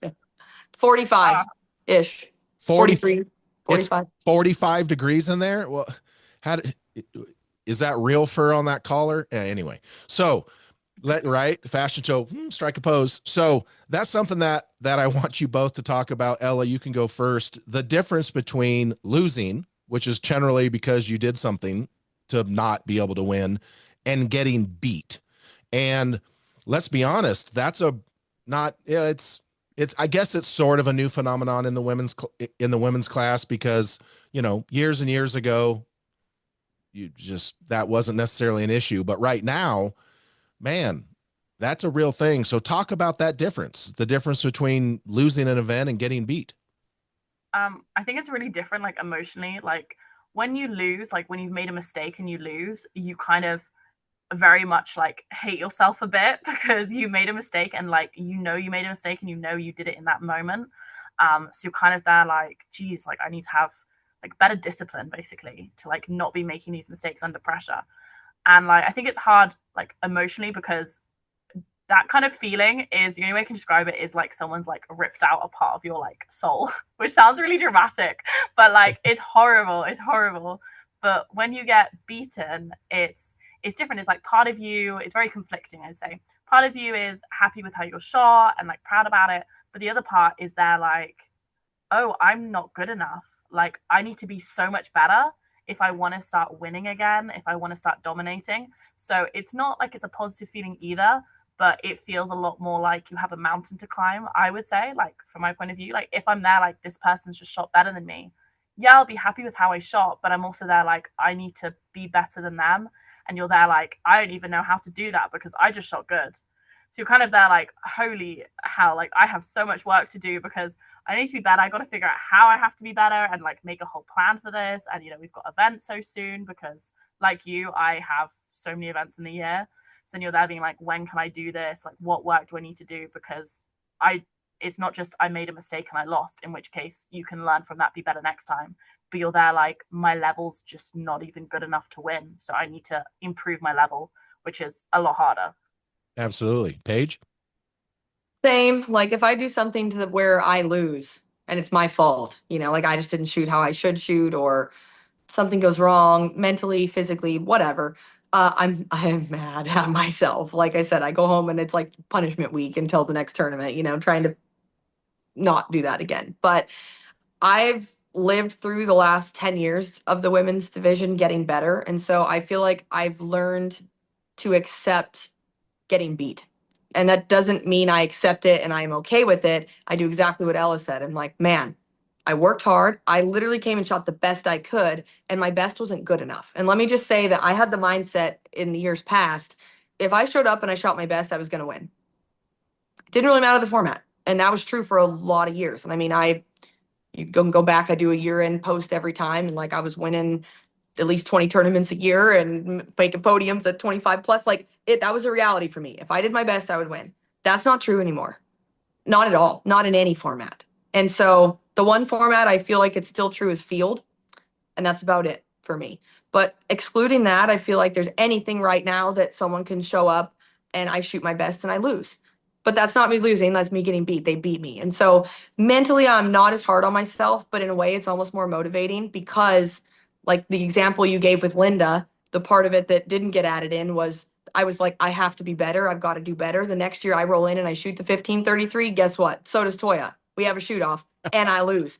So 2 years in a row, I beat the record, tied the new record, and I still didn't win Reading. And so I was like, F this, I've got to be better. And the next year I shot a 1535, which is still the standing record. And so I can take that and swallow it and go home and lay my head down at night and like not hate myself when that happens. But I am almost more motivated to be better because I respect the hell out of what that competitor just did. Like I know how hard I worked and how much time I put in and what it took to do that. So if I really shoot my best and someone beats me, like I'm proud of them. I'm actually happy for them in the sense that like I know what that took, and that is really cool for me to see.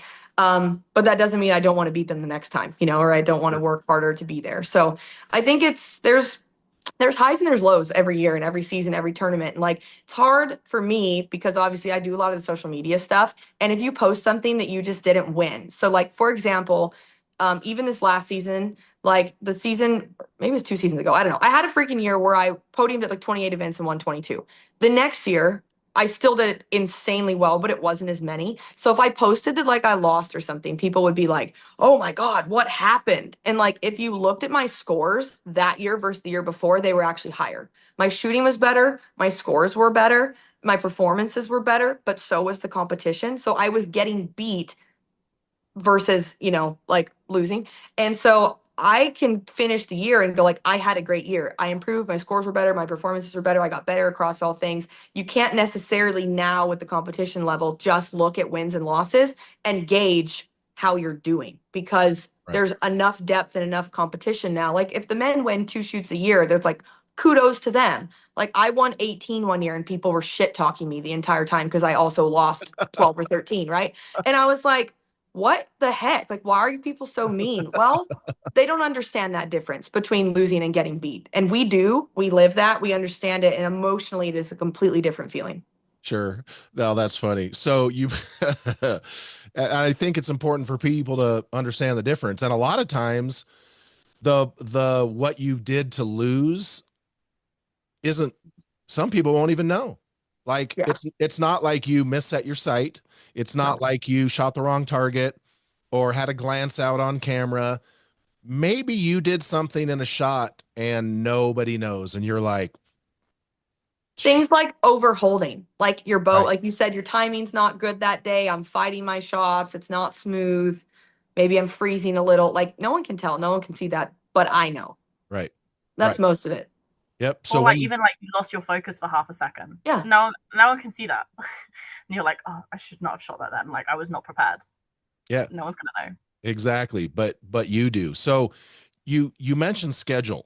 And this has been a topic of conversation for a good decade or so. I can remember talking to Paul Tedford over in at SoCal when he was one of the guys that was hitting 26 plus tournaments a year, and it quite frankly just burnt him out. Now, I love Paul. Paul was a great guy, great shooter. But let's talk about the schedule a little bit, because as Ella's schedule has ramped up, Paige, you've been shooting an just daunting schedule now for quite some time. And this kind of goes back to the break thing where the archery schedule, and I talked to Greg Easton about this as well. Every other sport has a break. Like you win the Super Bowl, those NFL players ain't doing shit for a number of months. Same with the baseball, same with everything. But in archery now, we've kind of filled up that schedule. So, Ella, you can speak to this first. Number one, how many tournaments do you think you will be able to sustain going to per year? And how much pressure do you feel as a sponsored athlete, aka at your level, you're a product. How many events do you feel obligated to go to a year? I'd say I probably feel obligated to go to like all the ones I currently do, like maybe minus like one or two that I do because I really enjoy. So I can't imagine my schedule will change much, but it's like it's not just that we have loads of events, we have loads of important events. Right. Like it's World Cups or indoor World Cups or Kings of Archery is big or Vegas or Lancaster. And then so those are all like my abroad ones. And then obviously World Cup final or like the change with the world ranking means also I have to do field. Like I do enjoy field, but sometimes I get to the end of the season and be like, I would really rather not do this field event because I have to set up a whole new bow and I have to remember what I'm doing and I need to do some practice because it's so different from target. And like obviously the world field champs or the European field champs. And then I have all my domestic ones. And like I kind of got to go to them as well, especially because I shoot a British bow, right? So I need to go to my British events. And that will be like 6-7 events outdoors for like just our national events, like then nothing local. And we have our national tour final, which is like a World Cup final. So for me it's like that's good prep. And then we have our national indoors, and then now I have the India League as well to do. So and like that is worth it, one because I think it's an amazing thing that they're doing for archery, and two, honestly, like financially it's worth it. Like I earn really good money there. Like I did earn good money there. I want to do it again. Like this is my job. So in that sense, I feel like all the ones I currently do, I kind of have to do. Like I do want to do a lot of them as well, but there are definitely points in the year that you're like, the last thing I want to do is get on a plane right now. Like I'm shattered, and you don't really have a choice. And I think it is because of how they've set our schedule as well, that it's like every event matters. So, it used to even be like you only needed to do 3 World Cups because it was your 3 best performance for the World Cup final. Well, now they've got points from qualifying, and from qualifying, it's all 4 World Cups. So if you don't do all 4, then you're not actually maximizing it for the World Cup final, etc. And obviously, you have to do indoors for world ranking as well. So there's like so many things that you have to do now, and there is no break. Like, yeah, I did India at the start of October, flew from India to the World Cup final. I came home, and if I did Lausanne, it would have been like less than a week at home. And actually, like Mike and Matty were like, "Come, do it, do it, do it." I was like, "I'm not going to be ready." They're like, "It'll be fun," and I'm like, "That's not fun to me." Going to an event where I feel like really underprepared and like I don't have a good setup and I'm not comfy with indoors. I'm like, that might be fun to you. That is not fun to me. That sounds like the most stressful, horrible weekend. Right. I was like, no, Kings is early enough. That's already like only like 2 odd weeks at home to prepare for it. I'm like, that's early enough. Never mind this. And then obviously now we have Vegas so late. I literally have Vegas. I have 1 week and then the first World Cup of the season. Like I have 1 week to change from Vegas to being World Cup ready. That is wild. Yikes. That's horrible though. Like I'm already in my mind, like I'm going from Lancaster down to Mexico before the indoor series in Mexico. So I'm like, okay, well, I'm in Mexico after Lancaster. I'm going to set up for outdoors because I'm not going to get time otherwise. Like, there's no other time on my schedule. So I'm going to have to go Lancaster, set up for outdoors, then back to indoors for the Mexico series. And then obviously we have Vegas and then back to outdoors. So It's hectic. since you brought it up and you obviously want to talk about it and mention it, along with this schedule, you know, like Paige has to deal with Tate Morgan, you know, as far as the schedule. I see that smile coming. Has to deal with Tate Morgan when it comes to the home thing and all that. Why else might Ella go down to Mexico? I'm just asking. You mean because I'm going to stay with my boyfriend in Mexico? Yes. Boom. Golf clap for Ella. Ella has a boyfriend, which is great. I mean, folks, we're just all friends, so it's not like it's some, but Ella has a boyfriend, which is awesome. And he's in Mexico. He's an archer, yes? Yes, he's an archer. Care to He's divulge? an archer. He does. His name is Seb. Well, I call him Seb, but his name is Sebastian Garcia. He's in the national team. Obviously, he's got trials in March, so I'm like, dude, better make the team, or next year's gonna be hectic. Nice. He was like, I really hope I do, and I'm like, don't you dare even say hope, because have you seen our schedule? That's like, right. You have no choice. There you go. Well, that was going to be the next question is, one, how many events total are you shooting? And from a personal standpoint, how will that situation factor into any of that? I don't really know how the plan's going to be, but the annoying thing is obviously he has different events next year than I do. Like, we both have the World Cups, but he has Pan Am Games, and obviously I have European Champs, and they're not at the same time. So it's going to be kind of tricky. But indoors has been pretty easy because he came and stayed with me before Kings. We did Kings together, GT together. He's coming back over at the start of January. We're going to do Nîmes together, Lancaster. I'll stay with him. I'll do the indoor series. And then obviously I have Vegas and then a week and then the World Cup in Mexico. So I'm just going to stay out and like stay with him before the World Cup. So like this side of the year, pretty easy. Like, we are also in the 21st century. So we have these lovely things called cell phones. So it's not very hard to like stay in contact and talk to people. But outdoors, like, we're both going to be doing all the World Cups together. And then we'll see what our schedule's like in August. I think August is going to be like the only month that either of us can actually like travel to either side of the world, like outside of a competition, because we both have too many commitments. Sure. All right, Paige, Paige has always had a very, very busy schedule since she was like 15 or something. It's wild. And so talk a little bit about your schedule, Paige, and kind of how you're managing that. And yes, ladies, we are going to get into the Olympics and schedule modification at that Don't worry, I'm going to talk about that. That's part of it. All right, let's hear it. So my schedule has changed over the years, right? Like, there's been different things I've focused on. I've always done the full NFAA circuit. I've done the USAT events for pretty much forever. And a lot of people maybe haven't seen me on the World Cup circuit, but I've still been doing the US events, making the team, and then turning it down. So I've been on the team this entire time, and I purposely have done that to leave myself in a position that if I wanted to jump back in, I could. There was no waiting period. I didn't have to go qualify. I was already there. So this next year, I'll do all the NFAAs, which that keeps growing. Like, now there's Break the Barriers. Now there's Outdoor Target Nationals. There's like other events that they've added over the years that make the schedule a little bit crazier. And they're, I think, changing how they do Shooter of the Year as well. So that makes that even more important to hit all of them. And then I'm going to do all the USATs-ish. So here's my biggest issue. It's overlap. Like, the schedule is so freaking stupid that I look at it and I'm like, oh crap, well, this event scheduled over this event. And like, how are we supposed to make that work? And so there was a shift there where ASA was trying to push for a women's known pro. I was specifically trying to push for that. Like, Bowtech was on board. Everyone was on board. So it was like, you need to go to the ASAs. Well, the ASAs were overlapping like basically all the World Cups at that point. So it was like, okay, it looks like I'm going to be an ASA shooter now. And so that's when I had really pulled back from the World Cups, because I only usually do 3 a year. Like we have 3 funded ones with the US and one that's self-funded, and most of us don't do the self-funded one. So 3 World Cups a year I dropped to add 6 ASAs. So everyone from like the world archery standpoint, it was cracked me up. I showed up at GT and won, and they're like, "You've been off the circuit or not shooting." And I'm like, "I've been shooting more than ever. Like, where are you? There's more to archery than world archery," but they don't realize that. And so I added the ASAs and doing all 6 ASAs. So like this year I already looked, and there's a schedule conflict with Break the Barriers and one of the USAT events.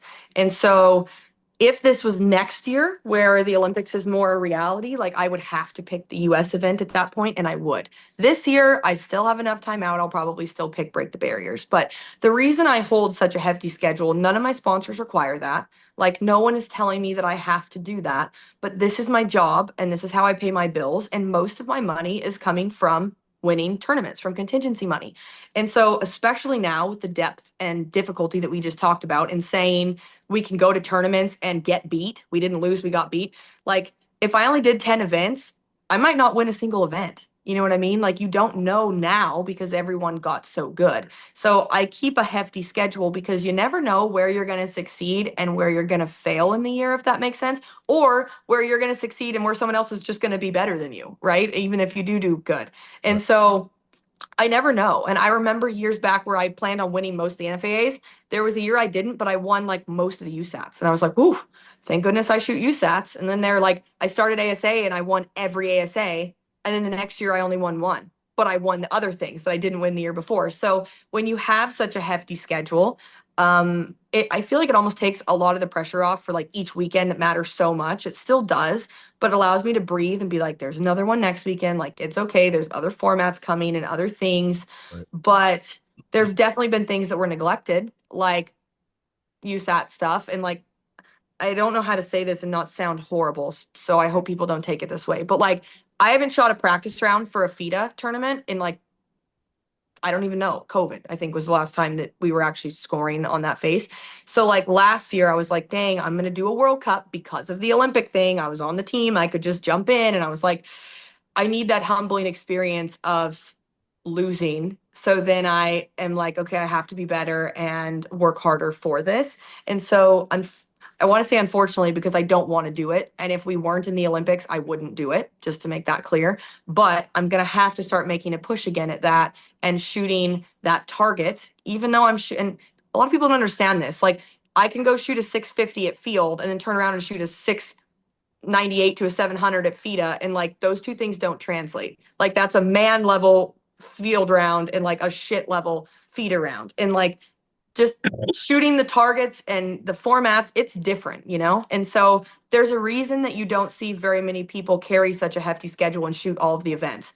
To be good at everything, you have to freaking kill yourself in the season. And that's what I've been doing. That's why I was feeling the burnout. So like Ella said, she has a week turnover from out indoor from Vegas to the first World Cup. I plan on going to the first World Cup. So mine's going to be the same, except on top of that, I have an ASA with a whole different bow, different setup, and different arrows the week before Vegas, and another ASA a whole month before in indoor season. So like the number of equipment setups that I have to have ready and rolling and prepared and like mentally transitioning from all of those things. And like, I'm pissed that I have to go shoot an ASA the week before Vegas.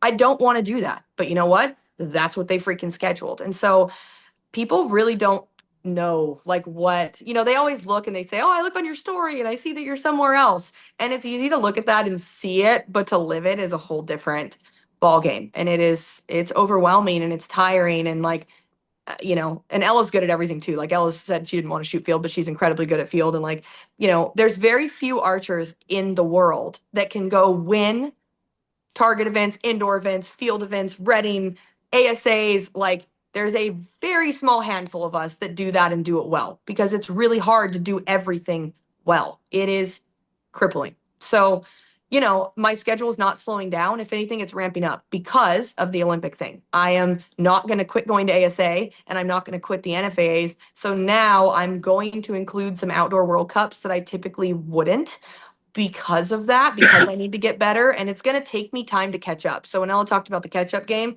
I'm now playing the catch-up game at that. My scores are not what they need to be to go win. And I knew going to Spain, they weren't. I knew I was going to get my ass kicked, and I knew it would motivate me to do better going into this next year. But I need probably a full season of grinding that out to catch back up. I can be honest with myself. That's a fact. I'm where I need to be at these other events, but I'm behind in that right now. And so with the Olympic change, that is now going to be added back in, and my schedule is going to be even crazier than what it's been. And so I will have to pick and choose with overlap stuff. But that's another reason why I said, you know what, I'm taking this break, because I knew I was already feeling the burnout and I wasn't pulling back. If anything, I was pushing the gas harder. And so I knew, like, I need some me time before I have to jump back into that. So it's going to be a crazy year. Like, I plan on doing pretty much all of it, and Yeah. we'll see how that So goes.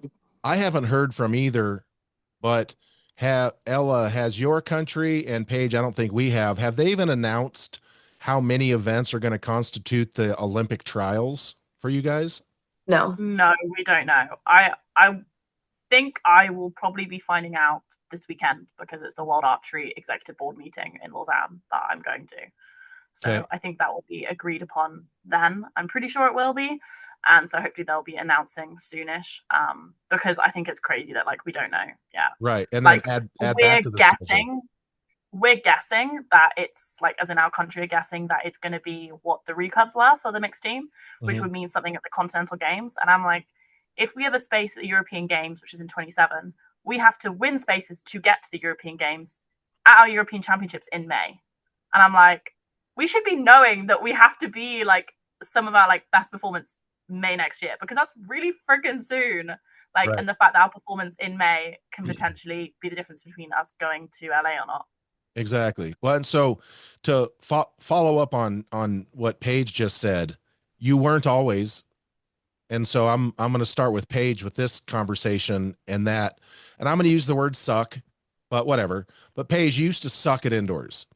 You were already crushing Reading and Field, and you were already but Doing target indoors, good, like yeah, really good. yeah, like you crushed at all that stuff. But indoors, you didn't care. Let's just be I honest. was gonna say, here's the difference. When Yeah, people say I sucked, I'm like, I just didn't do it. I shot exactly. two scoring rounds a year, Vegas and indoor nationals, and I only did it because I needed them for shooter of the year. Yeah, you just didn't care about indoors. But then you did care. And since you started caring, you have become one of the best indoor shooters in the female game. So it's not like you were just like walking out there just cleaning clocks at every venue you went to. You had to actually focus on the indoor game to become as well-rounded of an archer as you are now. To your point, you used to shoot, a lot of FIDA, but you've not shot it. And it's something that's not like riding a bike. You need to shoot FIDA, and you need to get in that wind, and you need to. For me, Oh, it's the target. It's actually not the wind. I do pretty well in those situations, okay. but I hate aiming at that freaking target. Okay. Yeah. Right. And so for you, Ella, I mean, obviously right now people can look at Ella and be like, oh, she kicks ass at all of it. Well, talk a little bit about, as you've come up, Ella, and you've gotten to the world #1 rankings and your world records and all that. What was the style or the venue of archery that you were weakest at, that you have had to work like Paige did with indoors? What was your weak point? I don't know. I think probably a mix of everything. Like, I've always felt like I've been stronger at outdoor than indoor, but then, like, my first individual podiums were indoors in 2019. I think for me it was more like the mental side of getting good fast. Like, I really struggled with. Right. So, like, I started compound at the start of 2017. That year, like, I made our squads and stuff. 2018, I was with the junior team. At the end of 2018, I had scores for senior. 2019, I'd been doing compound 2 years, and I was already going at World Cups, and, like, I won 3 team and mixed team medals that year, including, like, a mixed team gold, which I think was our first mixed team gold in, like, 12 years. So, like, objectively, I got good really fast, and it was really, like, overwhelming as, like, a 19-year-old who didn't really know sport, like, definitely didn't know the people. Like, it was definitely a joke when I went on my first few trips that people would, like, name people, like, famous archers, and I literally be like, I don't know who that is. Like, anyone. Sorry, Paige, I would have absolutely. If you asked me 2018 or 2019, who's Paige Pierce, I'd be like, I have no idea. Like, Did you know the I don't know top what bare bows? No. No, I just didn't know anyone. Like, I never watched archery. I was never like a fangirl where other people were like, oh, but they won this and that and this happened. And I'm like, I literally don't know who these people are. Like, I'm sorry. That's awesome. So yeah, for me, like, and then I went indoors 2019. Like, I got a medal at GT, and I got a medal at Kings of Archery, and obviously I broke the indoor world record at GT. And like after that, like Hoyt did like a full page like advertisement spread in like our Archery DB magazine, and like I'd go to our internationals and people would want like a photo or like autograph, and I was just like so overwhelmed and uncomfortable, and like I don't know what these people want from me kind of thing. Like I felt so like uncomfortable in myself and being like, I don't know who I am, or like I don't know who I'm meant to be. So for me, I feel like that was my biggest struggle of like Gotcha. getting used to what level I was at, having some stable footing, and kind of being like, well, actually, you know what? It doesn't matter what other people want from you. It matters what like you want from you. And that I kind of made like, for example, I made an agreement with myself that no matter what like media or interviews and stuff I do, whether they wanted me to like lie or not, I wasn't going to. Like I was going to just be myself, because you know like the interviews you get and they'll ask a question, it's very pointed and they want like a certain response. And I'll be like, you know what? No, because that's not true and that's not me. And like even in 2022, the year I won everything, like I won the first World Cup, went to the next one, and they're there like, oh, you know, you won the last World Cup, you know, we're doing, you know, what's your plan this one? And they wanted me to be like, yeah, I'm here only to win, and this is what my plan was. And I was like, you know what? No, like I made a plan at the beginning of the year. My plan is top 8 at this World Cup, and then I know I'm on the right path, and I'd win, and like I won it. And then we go to the third one, and they're like, same thing, and I'm like, top 8. This is what I've said to myself, and they're so disappointed. But I'm like, I made this deal with myself in like 2020. I'm like, you're not gonna get a soundbite that you want. You're gonna get what is actually true to me, and like that was really important for me to like kind of go up and then be comfortable in all forms. Excellent. Awesome. So, I mean, that is something that is, you know, both of you obviously have the championship mentality. You both exude it. You both understand it. The thing that I think is fascinating is that you both come to the same conclusion, but in a lot of regards, you guys take different paths to get there. And that's something that I really appreciate. There's so much about you guys that is the same, but there's a bunch that's different. And I just appreciate the different paths you guys have taken to get there. So speaking of getting there, all right, folks, we're going to talk about the Olympics a little bit, but we're not, you know, look, I've already talked to Ella about funding. You know, we've talked to Rod. I'll talk to Rod Menzer about funding. I'm not necessarily going to waste a bunch of time on this podcast. Paige is already yawning. See, You made me wake up early for this, okay? I did. Hey, at least she put on pants. So just I did. There's actually pants down there. be grateful. Barely. And if any of you don't get that joke, yeah, it's real. But so we're not going to waste a lot of time on kind of the process of getting to the Olympics because we don't know what it is yet. There'll be plenty of podcasts about the process, and I've talked to Ella about, you know, GB's funding, and Paige doesn't even, Rod Menzer probably doesn't even know all of the stuff that's going to happen in America. So yes, they're super excited about the Olympics. Yes, they both plan on being there for their respective countries. And yes, they both plan on winning. That goes without saying. But this is where the podcast is going to get hard to process for some people listening. And this originated, and look, folks, this is something that I've known forever. We know what works in marketing. We know what works in promotions. Being on the Bow Junkie side, I have seen for years, and I've known this for years, the NBA wanted Michael Jordan in the finals because it's better ratings. It's not because he has smooth skin. It's not because he was bald and they didn't want people with hair. No, it's because he got better ratings. Period. End of story. Charles Barkley was the round mound of rebound, and he got massive ratings. And so I'm setting that up to go back to the conversation I had with Ella on the last podcast, where Ella has started herself a health journey. Paige has had similar ones, where, you know, she did the, I forget what the program was here a couple years ago. Optavia. Yeah, where you had male food. Anyway, the point is Ella is down over 40 pounds. doing it the right way, by the way. So congratulations, go Team Ella. I've had conversations with Paige many, many times about the challenges of eating right on the road versus eating right at home, and we'll get into all of that. But the main reason that I wanted to have this conversation with both of these young ladies is that they are realists.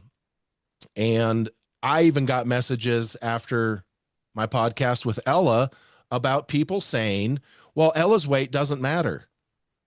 Yeah, you're right. I don't give a shit how much Ella weighs. I could care less. It means nothing to me.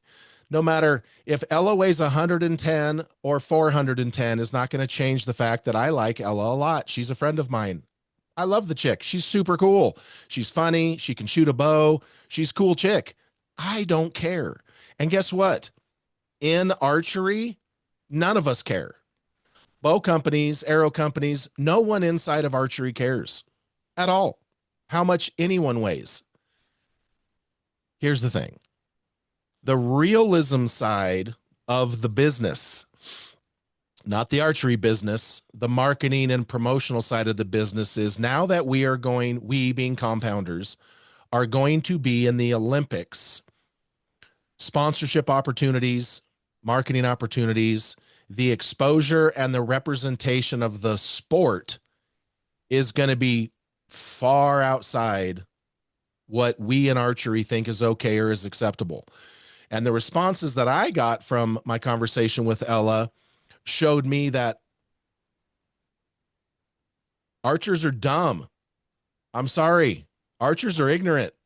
Ignorance just uninformed. But they're like, oh, it shouldn't. Yeah, well, guess what? I shouldn't have to look both ways when I cross a one-way road, but I do. And so that's the conversation we're going to get into now, is the real life factor of what we think is okay for certain things is just not how it works in the real world. None of us are going to say it's okay. None of us are going to say it's right. I mean, are we going to say it's wrong? I don't know. That's like saying the sun coming up tomorrow is wrong. It just is what it is. We can't change it. No one can change it. Elon Musk can't change it. Jeff Bezos, it just is what it is. It's just human nature. And so when Ella talked about it the way she did, it just set off all these just thoughts I had about how important of a conversation it is, not just for young women out there, but for men as well. I mean, if you think society is rough on women, men are savages on each other. I mean, everyone's like, oh, men's mental health matters. Not to most men, it doesn't. And so we're ruthless. I mean, since then, I've been sending Ella things on Instagram, private messenger. I'm like, see, men suck. And so the first thing that I wanted to start off this conversation with is Ella said something to me about, and I even asked you before this podcast and I forget the damn event. But anyway, there was a Goodwill or it was what? The Commonwealth Games. Commonwealth Games. I didn't even know this. The Commonwealth Games stopped having archery because of how the archers that were on the podium looked. Back it up and listen to that again. But Ella, and the reason that's important, I know people are like, oh, well, that's just not right of them. You don't have to think it's right of them. It's their business. It's their promotion. They can do what they want. You don't have to like it. And if you're triggered by it, that's your problem. They don't seem to care. So first of all, Ella, explain a little bit about that, the games and the situation around archery getting dropped from that event. So the last games were in 2010 in India. I don't actually know all the people that were on the podium, or I don't know any of them. Right. But I know that I think it was the following games was in Australia. And one of the people involved in making those decisions with the sports and like with that kind of organization, Australia, basically looked at the archers that were on the podium or in the medal matches, etc., and went, those aren't athletes. Like, they don't look like athletes. They're not athletes. Like, we don't want that sport in our games. Like, we don't want that look. And they removed archery from the Commonwealth Games and put in, I believe it was beach volleyball instead. Which of course is a very different look and right. It would get a lot more ratings, right? And obviously, like, India has like a huge archery base, so of course they're going to want archery in because they know, hey, we're probably going to win a medal. But it's not quite the same for Australia. So for them, they're like probably going, are we going to win a medal? How many medals are we going to win at that? And if it doesn't look good, versus beach volleyball. So that was their decision, and we've never been back into it, which is a real shame. So it was something that I think happened. I think it was every 4 years. Mm-hmm. So it's like the whole Commonwealth, and yeah, we haven't been back into it. Right. There is talk that we might go back in for the games. I think it's in 2027, which is back in India, because again, obviously they have a huge archery thing. So they would be bringing us back in for a chance to win more medals as a country, of course. Right. But I'm also aware that obviously the Olympic Games is in LA, but where's the games after the Olympics? Ding, ding, ding, ding, ding, ding, ding, ding. It's back in Australia. And like, obviously I don't know who was involved. I'm not saying that will happen again because this was a long time ago, and right. Times do change to an extent, or at least what you can say, or if you specifically make the decision based on that now would probably be a problem. Right. But like there is precedent for it. Like this right. has already happened. Yeah, 15 years ago, but it's already happened. So who's to say it won't happen in another 5 years? Right. Well, and that's part of the whole thing is Ella's level of awareness and sense of reality when it comes to things that are beyond all of our control, I think is commendable. Number one, congratulations on losing over 40 pounds so far. That is spectacular. I am super happy for you, not because of a sponsorship with anybody for the Olympics, but from a health standpoint. Look, folks, and I'm going to, there's some things that are going to get said here I'm a big person. I'm not going to live as long as a regular sized man. It's just stats, it's statistics, it's numbers. It's not like I'm going to give up, but at my size, humans my size don't live as long as humans John Knott size, Matthias Fullerton size. We don't live as long. It's just the data. Well, the same goes for weight. I'm sorry. I'm not, it just is what it is. When certain, weight kills, and here in America, diabetes has definitely entered the chat, but that's a whole nother conversation. But statistically, I am just so happy for you that you are taking the health thing seriously. It's going to, I hope it results in a longer, healthier life. And that's absolutely amazing. So let's kind of get into this. There are some things that we have all discussed that we know are simple facts, and you two ladies being at the top of the game, both probably going to the Olympics. One of you probably going to be on the podium one way or another. So we all know certain realities in the workplace. Women that put on makeup and dress,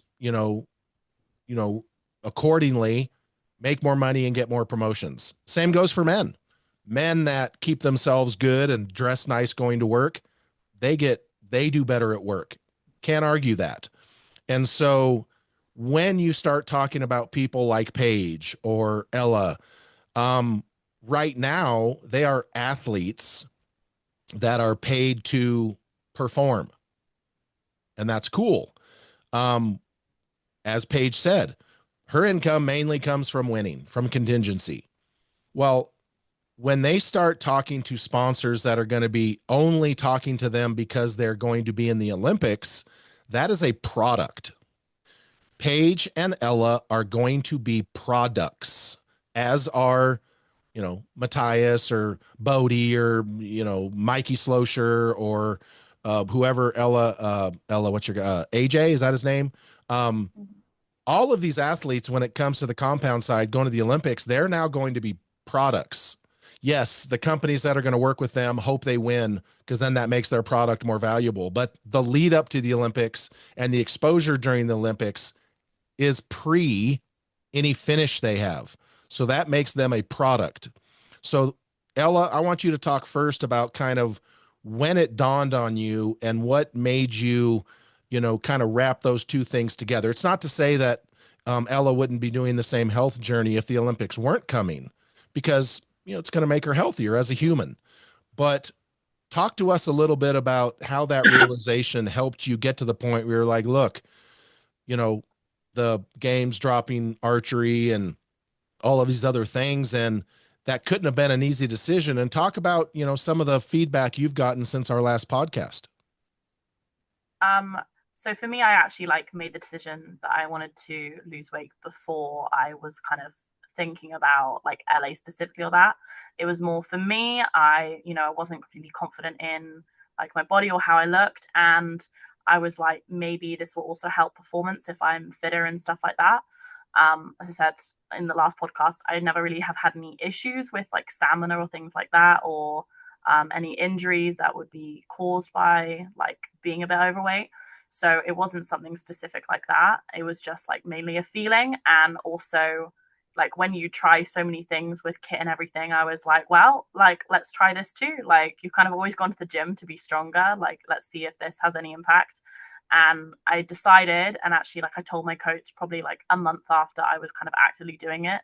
I think because I was a bit embarrassed to say at first, rightly or wrongly, even though I'm really close with him, it's a tricky conversation sometimes, and you almost don't want to say it in case it goes badly and you're not disciplined and you completely stop doing it, if that makes sense. So I told him, and I knew he would be fine and supportive, and he had already kind of told me what a guy in the media department from What Archery had said, which is that if he said, I think it was, and I quote, if the compounds don't collectively lose some weight and look more athletic for LA, then it will be our only games.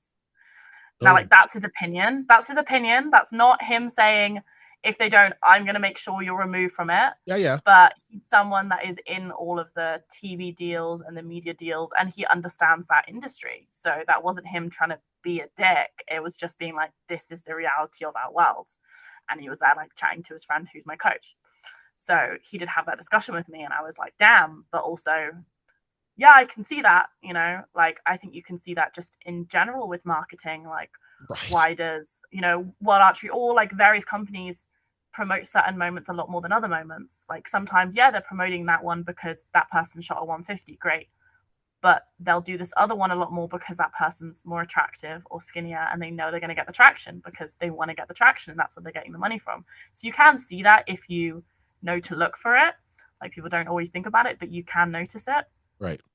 So he had that conversation with me, and I think that was just more extra kind of motivation of I wanted to do it anyway, and I felt it'd be better for me as well. But then it kind of made me go with, even if it's not better for me, say performance wise this year, I know it's the right thing I should be doing for LA because I want to be there.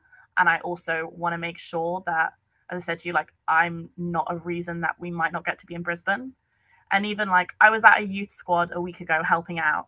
And there's a girl there who's 13, and my coach is oh, she could be really good one day. And I'm watching her, I'm you're right. She's got a lot of talent and she listens, and I think she could be good one day. She's never going to be ready for LA. But, maybe Brisbane she would, or maybe 2036. And I'm I can't be one of the reasons that she doesn't get a chance to go for that because my behavior has meant that we get removed. I'm I can't be responsible for that. I don't want to be that. If someone is, fine, but it's not going to be me. I'm going to make sure that at least I do my part, and I can hope other people do their part. But the Commonwealth thing, he only actually told me really recently, because of who he is, he has inside information on that, and informed me that that's why we were removed from the Commonwealth Games. And I was oh damn, okay. And that was before our podcast. Yeah, that's crazy. Okay, then. I was well, that really says that kind of, what the media guy and What Archery said is correct, because I'm not only is that a hunch that we think it's going to matter, but it's there's already precedent for it. So we know it already has mattered, and things that have happened in history generally repeat themselves in one way or another. Well, exactly. And you're dealing with that from the World Archery standpoint. And I'm going to be curious to, and folks, I've had conversations with Paige over the years, but they've never really been this pointed. It's generally just been the health side. However, So I don't know what Paige is going to say here. I'm a little worried, but anyway, I love her anyway. But Paige has been, so Ella's been dealing with this from the world archery standpoint, and there is no professional, quote unquote, class in FIDA in world archery. So Ella's only a pro when she comes to America. And so, but Paige has been dealing with the pro side of sponsorships, the pro side of media, the pro side of all of this in America, which is a little different dynamic. So, Paige, I haven't really talked to you about where you're at with, I know with the traveling and the mold with the house thing, your life has been, your private life has been, it's been pretty wild here for a year or two. So, I haven't really asked you what you're doing on that side of things, but you've heard what Ella has to say. You heard what I have to say, and I'm just very, very curious to kind of hear your perspective on all of it. Yeah, okay. Yeah. So I'm trying to think of where to start. I said earlier, right? Just briefly, like threw it in. Yeah, COVID F my heart up. And they said, take the heart meds you need or like shoot archery and hurt yourself. Right. And I said, I'm not taking the meds. I'm going to keep shooting. I kind of feel like that's what archery's been for my health always. And so what I mean by that is I put shooting above and winning tournaments and like performing well above my health. I have my whole life. And so I feel like, this is just my opinion, just saying that with the schedule that I've chosen to take on and the way that our events are laid out, they don't give you a lot of a choice. And so what I mean by that is, and you guys have seen this, like you brought up the Optavia thing, like still to this day, that's the best diet like I've ever done. It worked phenomenal, but you have to buy and order the food. So for me to do Optavia and travel, I was having to pay and bring an extra suitcase full of freaking food to events, and then food that has to be cooked or microwaved. Now I'm on the field and there's no way to eat it. So like it worked incredible for me when I was home. I did some of it when I was traveling and then realized, is this really a sustainable thing for me to do and travel with this food and do in a suitcase and not have it to eat at the no, it's not. So another thing I found for myself is that when I'm in a calorie deficit, I do not shoot well. I shoot like shit and I aim like shit and I execute like shit. So having a tournament every single weekend, I can hit a calorie deficit for a couple days in the middle of the week, but I know for myself I don't want to do that on the weekend to perform my best. The times I've been skinnier, I aim worse. The times I'm fatter, I aim significantly better. Typically because when you lose weight, you also lose muscle. With that said, if we're going to lose weight, we really need to be building muscle. Well, the hardest part is when you go to, and this is just a fact, okay? Like this part of it, people shouldn't really argue with. But like when you go to the gym and you build muscle, every time you go to the gym, your body's changing. So if you saw, and the people who've been in my seminars have seen, how much effort and work I put into like matching this setup to my body. If I then go to the gym every week and my body's significantly changing all throughout the year, that also means my tune, my aim, and all that stuff is going to continue to change. And so it's like, do I want to set my bow up and win all these tournaments in a row? Or do I want to like prioritize my health and look better and feel better and go to the gym and do that kind of stuff, but then slack a little on the archery side? I already said that the majority of my income is coming from contingency. So it's not like, oh, I can slack off and I'll make up the money in the amount. Like if I look better and I'm skinnier and I get more views, they'll pay me more up front. It will not offset. Like I need to be winning events to make this still be my career. And so I've battled my weight back and forth my whole life. I mean, there's a joke in my, so here's the thing. In my family, I've always been the fat one. And my family absolutely shames me for that my entire life. I can live with that. But my dad and I went to Colorado hunting and we ate the exact same things. We hiked, we hunted, like we slept the same amount. We were there for like, let's say 10 days. We got back from the 10 days and my dad had lost 14 pounds and his like pants were loose. He was like couple holes in on his belt. I gained 4. This is a true story.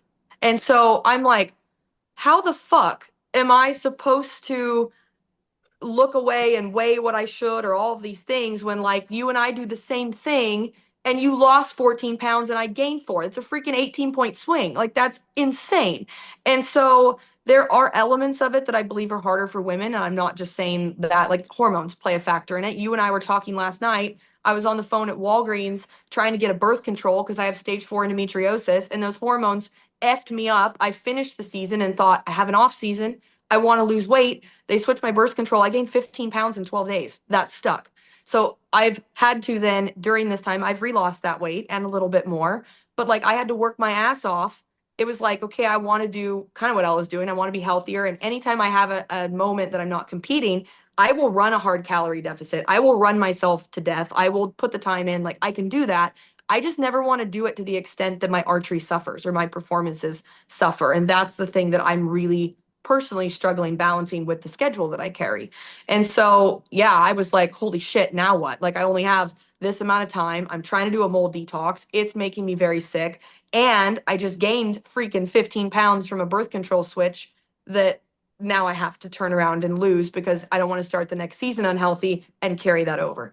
So that was a lot of info that I just threw out there. Sorry about that. But like, there's a lot that goes into this. And trust me, I always am like, God, for the social media stuff, I wish that I didn't have to carry the schedule and I could like be home and work out and eat well and like be skinnier because my views are better. Like, if you show some skin or I perk my boobs up or I put makeup on, like, those videos absolutely do better than the ones where I don't.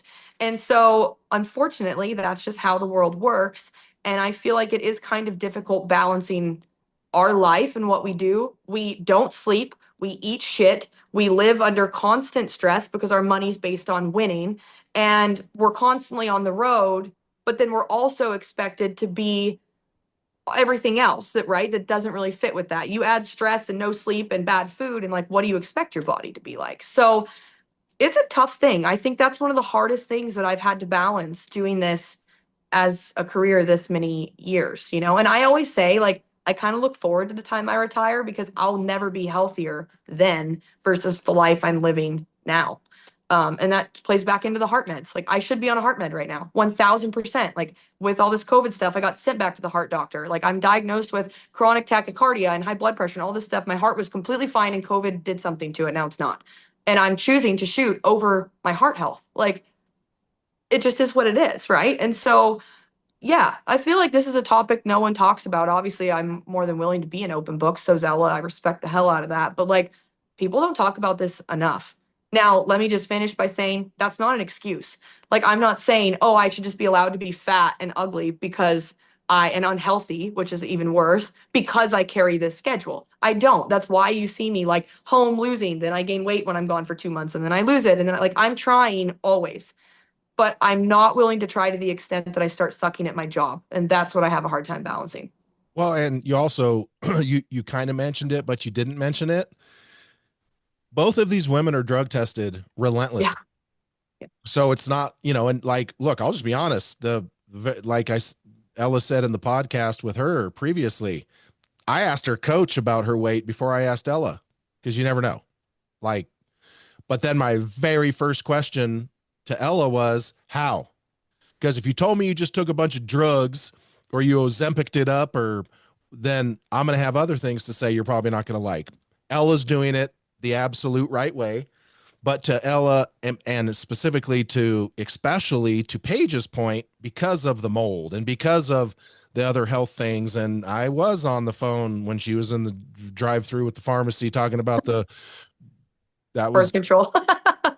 I got 3 daughters. I've heard it all before. Side note, the birth control slows the growth of the endometriosis, and I have stage 4 endometriosis since I was 17. So I'm on that to slow that growth. Right. But then the heart thing and she can't just get on the prescriptions that normal folk can because they're drug tested all the time. So, and those are banned. Like, they're yeah, banned. You can't.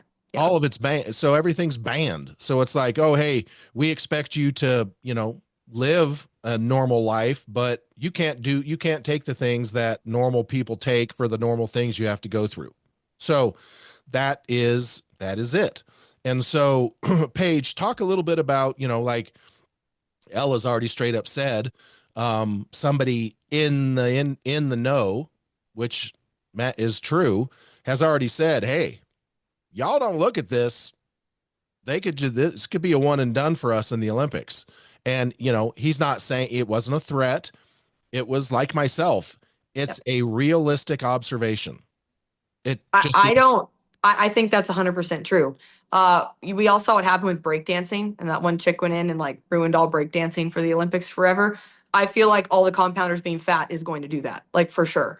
And when I'm on airplanes and people are like, "Oh, are you traveling for work or vacation?" and I say work, and they ask what I do, I don't ever say I'm a professional athlete because I don't feel like I look like a professional athlete. I say I'm a professional archer, and I like do see that face. yeah, I mean, like, and even when I'm at my skinnier or whatever, like, still like that's never my response. Like, I'm aware of that. I know that, right? Like, we live in our own skin every day, and so if we can't even call ourselves athletes, because I don't like to use that word when I talk about what I do. And we are an athlete. Like we are training the mental game, the physical shooting, the stamina of all the arrows, that like we do have all the elements of being an athlete. It's just a sport where your weight doesn't so much play into that. But so we are athletes. But like I said, even myself, and I've done it at the highest level now for so many years, I don't like to use that term.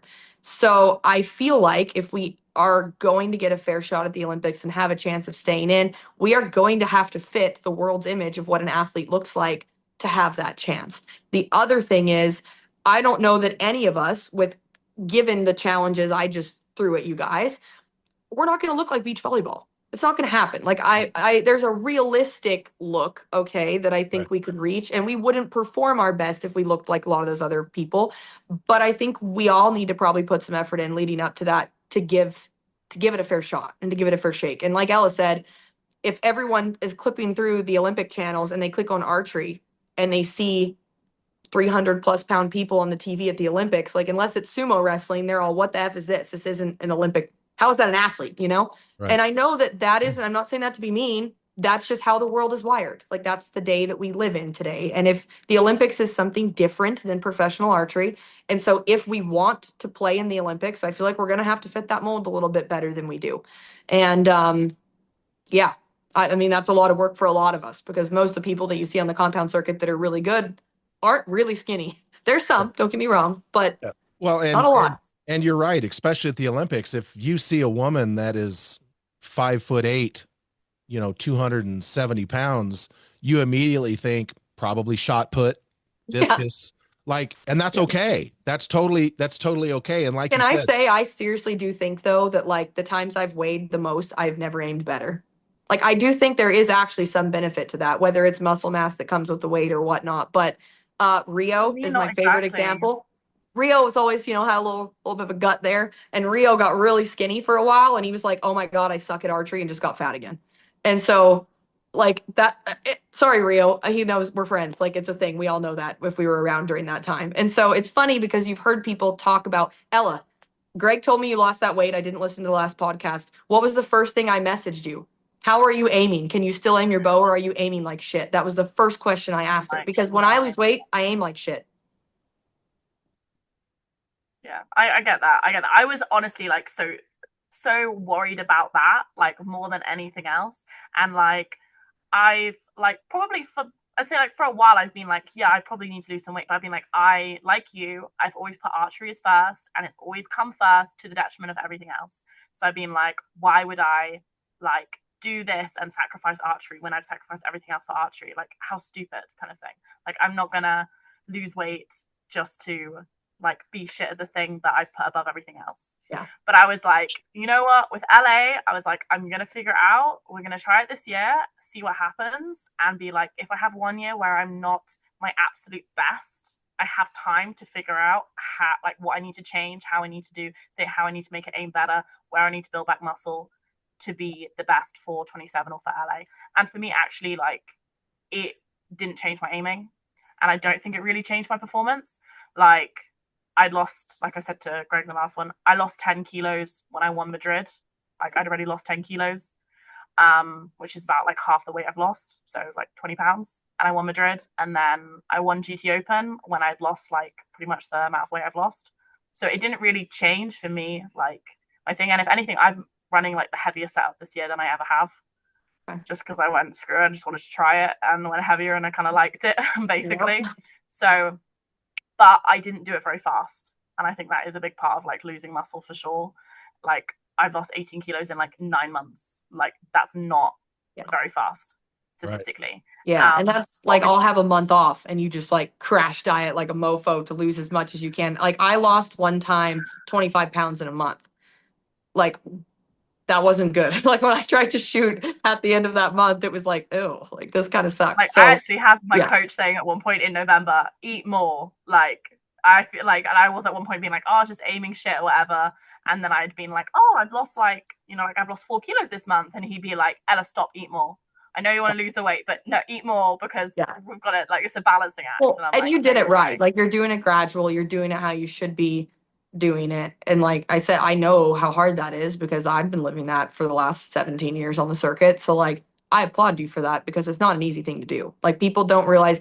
I always look at the people and I go, how can you live at home and have like a normal job where you're not stuck traveling all the time and like suck at that stuff so much? Because I always like, it's so easy for me when I'm home and it is so much harder when I'm on the road. And so I get a little judgy even of the people who maybe live a normal like lifestyle, 9 to 5 type job. And I'm like, how can you not be healthy when you're home? You know, like, and obviously everyone has their own reasons and whatever, but I know what you did was hard. Like archery is my biggest motivation though. Yeah, that's fair. That helps. Like I'm not someone that enjoys the gym. I go to the gym generally like 3 times a week, but I go to the gym because of archery. Pretty much like obviously I know it's good for my health and everything, but I'm not you, Greg. I'm sorry. I'm not living for the gym. I don't love being there. I'm not there like I freaking can't wait. Sometimes I'm there like I've put gym clothes on so that I make sure I go today. And I've been at home like 2 hours to like get myself up to like actually go into the freaking gym and do the workout. Right. But like I do it because of archery, because I know it makes me better. And obviously because of this thing about it, I'd be like, I have goals. And again, it comes down to the regret for me. I'm like really going to hate myself if I didn't just put in these like 3-4 hours a week of time in the gym. And that was the difference between me like having the life I want versus having a life I don't want. I'm like, that's stupid, Ella. Like, yeah, well, and let's keep this in context for those people listening and watching here.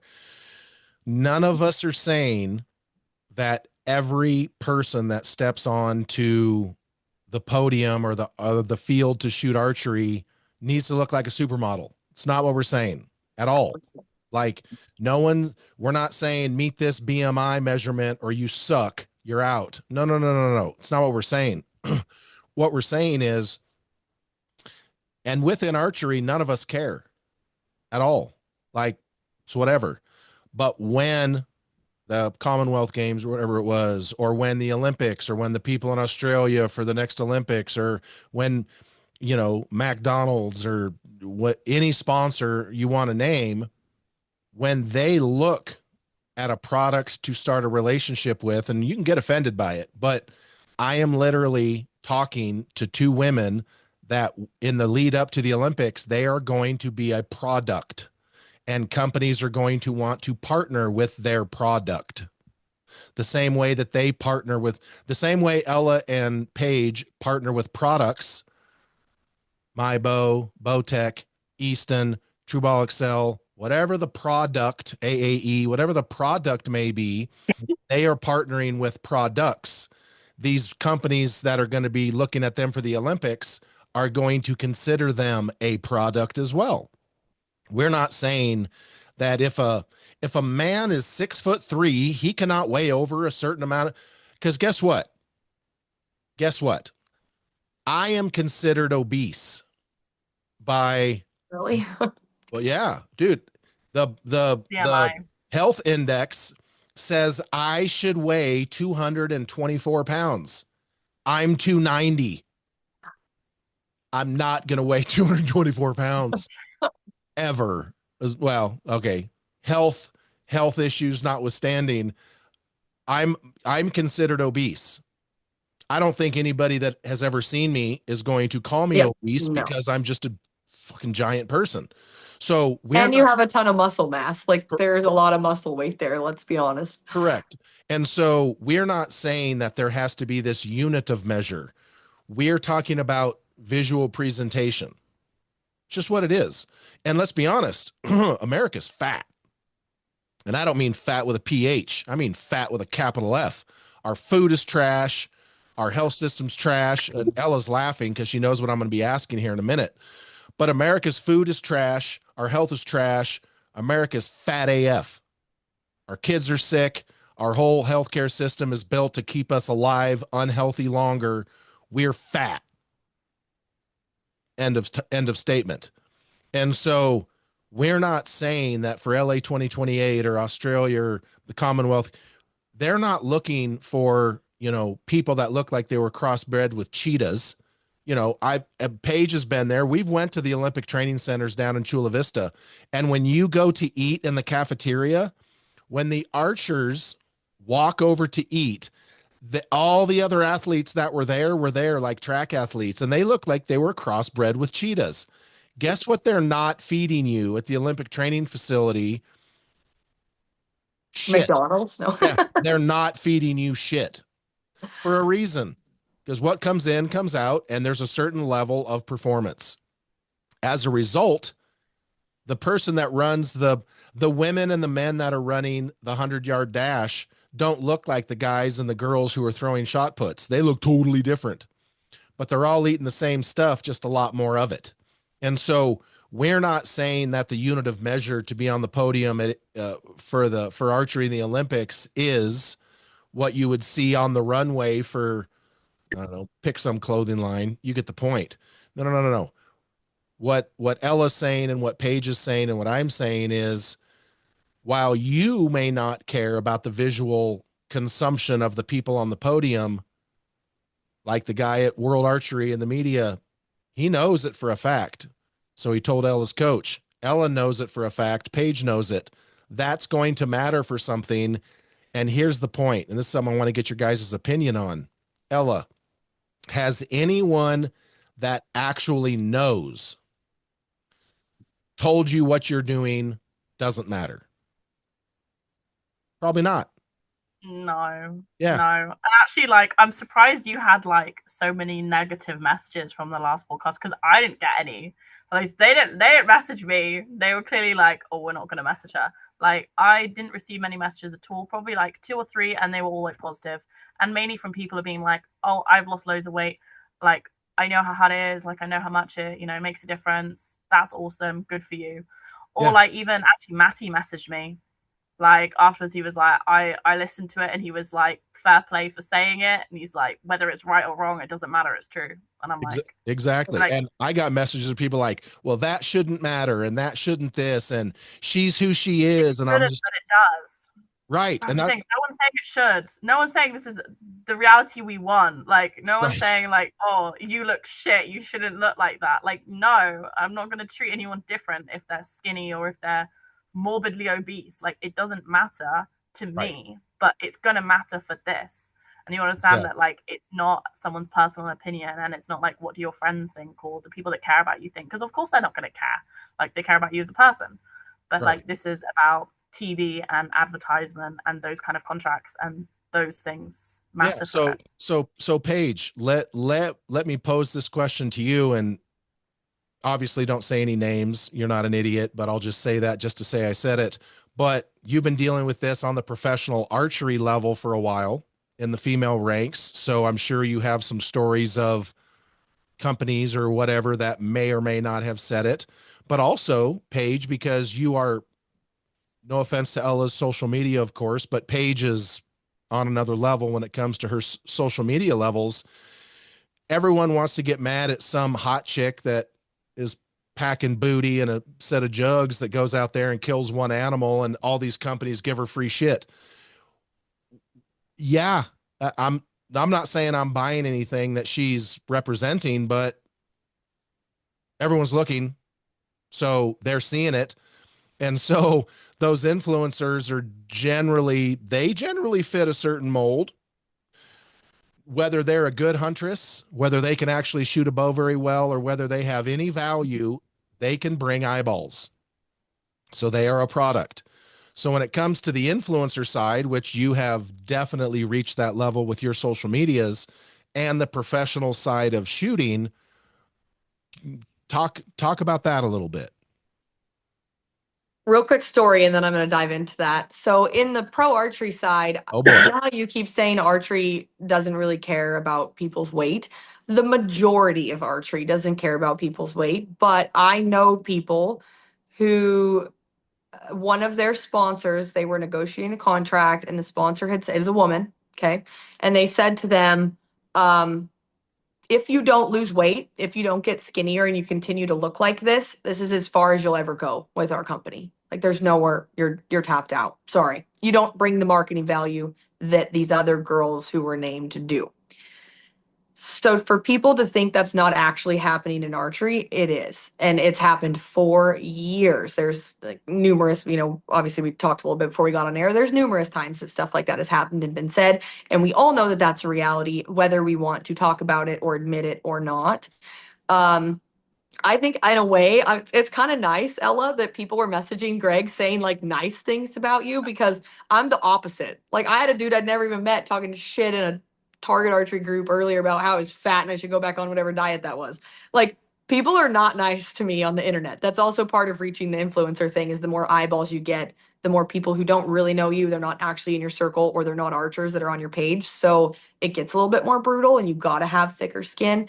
But we talked about being a product, and I feel like, you keep saying for the Olympics, we need to be a product. For the Olympics, we need to be a product. I think for all of archery, we should all always be a product. And I think that's the one thing that I did differently to position myself than a lot of the other archers. And I think that's why I've succeeded this many years. And now I've made a living paying actual bills on my own, like shooting a bow, because there's not a lot of people that do that in the world.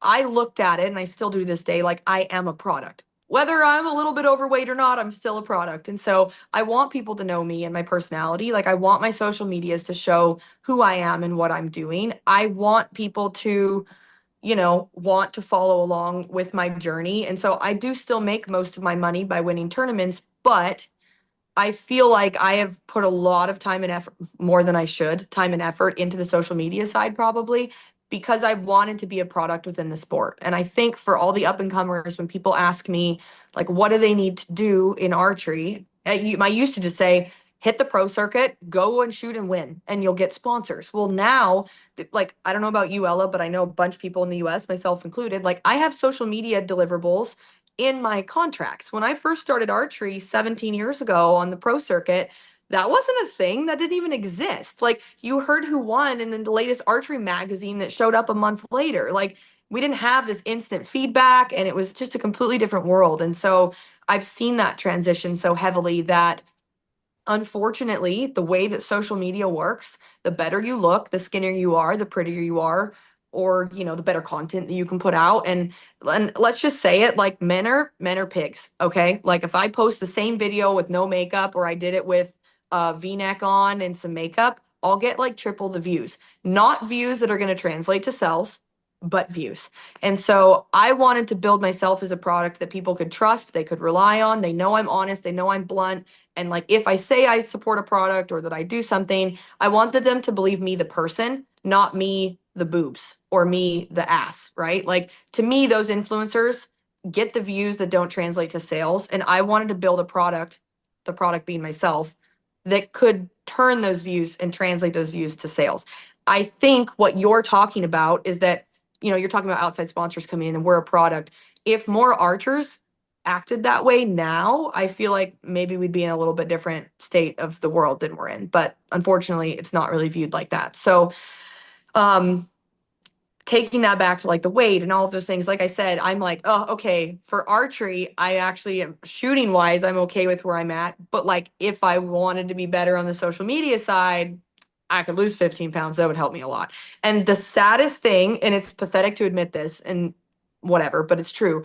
We have talks of like, okay, how could I push the boundaries a little bit and maybe show some boobs to pull some inside hunter dudes out that don't currently follow me, but not be so untactful that parents are like, you're a role model to my kids. How can you look like that? So like, it's a very fine line to balance. Like what they want me to be in archery and what succeeds at social media are not the same thing. My social media growth is tapped out. any of the people that are in target archery are either on my page or they hate me and they're not going to be there. There's no more growth that I can reach from target archery. It's going to have to come from outside hunting, whatever else. And unfortunately, the way to branch into that is look like I always say insta hooker, sorry, but look like an insta hooker. And post content that fits that. And so there's a lot, like, gosh, I could just keep going. This is a very complex thing, but archery, even in the moment, isn't so far detached from the other things. Like, I think the Olympics is just a good talking point to bring this up, but I think it's always been here. Yeah, for sure. I mean, it always has been, going back to, I mean, we've seen it. Like, if a female or a male, doesn't even really matter, archers, like if you were to take two females that had the exact same talent, the exact same abilities, shot the exact same scores, and one looks like this and one looks like that, we both know which one's going to rise up the revenue ranks quicker. We know which one social media is going to be quicker. However, with that being said, I can tell you this from personal experience. Seeing all the data on the back end for Bow Junkie has been incredibly enlightening for me. And I can tell you this, yes, from a visual consumption standpoint, that archer that looks like her with the exact same ability is going to rise up the ranks and get more sponsorship and going to get more social media clout than an archer that looks like her. Yes, from a visual consumption standpoint. But I can tell you right now, whether Ella Gibson or Paige Pierce loses 50 or gains 50 pounds, what's between their ears is going to bring in more long-term sustainable attention from the community. Meaning Ella and Paige are both smart. They're both funny. They know their shit. They have good sense of humors. They are they're self-deprecating like most smart people are. Like, I've seen it where I interview an Ella or a Paige or some others, and I've also interviewed women that did well that were much smaller, but they were dumb as a box of rocks. I'm sorry. I'm not going to say any names, but I've seen it. And then when I look on the back end and I'm like, oh yeah, this interview with Ella got 52,000 views and reached 300,000 people. Pages, oh yeah, good. And this person had a great result, and then they fit a different kind of mold. Yeah, no one gave a shit, because as soon as they opened their mouth, they were like, oh, what? This person's clueless. Yes, no answers. And I gotta literally pulling any good conversation out of them is like pulling teeth without numbing your face first. It's like, oh, this is painful. I don't even want, I'm doing the interviews and I'm like, fuck my life. This is terrible. So, I mean, it's true. And so I say that to kind of set the stage for people to understand that in archery, we get that opportunity. We get the opportunity to learn and experience all of Ella, her mindset, her baking, her sense of humor, all of the great things about Ella. We get to know that. All the cool shit about Paige. We get to learn all those things. So it doesn't matter how they look. What we're talking about, and what Ella really raised awareness of, is the fact that when it comes to the outside exposure, whether it's, I Ford or Tide or shit, I don't care, Tampax, Viagra, I could give a shit who the outside sponsor is. They don't care about how savvy Ella or Paige are about torque tuning or stabilization or tuning arrows, or they don't give a shit about that. They're basically only visually consuming them. That is their unit of measure. And what we're experiencing right now is we're on the cusp with people like the ones that messaged me, and I'm just like, I don't expect you to get it. You'll never be in their position, so you can't get it. These are the same, like Ella, the people that messaged me are the same kind of people that get upset about beer companies and Carl's Jr. using smoking hot models in their advertisements. That's sexist. No, motherfucker, that sells. Do, do you think that that super scalding hot model dripping in baby oil is actually ever eaten a Carl's Jr. slop burger? Hell no. No, they haven't. It's marketing. You don't get it, so I don't expect you to get it for us either. So the fact that two people at your guys' level not only get it, but you get it from the aspect of I need to put in some work on myself, not shooting wise, but I need to put in some work myself because I get that. I don't like it, don't agree with it, but there's not, it just is what it is. So the fact that the two of you get that and you're not, I mean, let's just be honest here, because both of you are not 5'7", 114 pounds, you know, runway models doing, you know, bikini photo shoots makes it even better. Because if a person like that was to say it, it'd be like, whatever. They're just a hater. Yeah, exactly. That's what it would be, right? Yeah, whatever. So the fact that it's two women at the top of the game that are actually affected by it and who are actually the ones putting in the work to make it better for all of us is the real reason that I wanted to have this podcast, is because, I mean, look, I can't come on a podcast by myself and say it. Generally speaking, when there's a super hard topic that needs to be talked about, I'll just do a podcast by myself. I'll say hard things and I'll get a bunch of hate, but I'll also get 10 times as many people going, I'm so glad you actually said that. Nah, I couldn't do it on this one. It would not go well for me. Yeah, at all. And so when Ella talked about it, I was like, this is important. And so I guess my question for both of you is, one, how do we keep towing the line? And number two, as a collective, men and women, because there's men out there that need to think of this the exact same way too. Yeah, not Maddie. Maddie's fine. Maddie doesn't need to come in rocking 20-inch arms or no. Maddie's fine. Stefan's fine. Bodie's fine. Mike Slosher's fine. That's not the point. But collectively, what do each of you think that we need to do to keep, you know, changing this perspective for people when they look at us as a sport, and specifically to young women? Because let's be young men, oof, that's a whole nother conversation that has other far-reaching ramifications.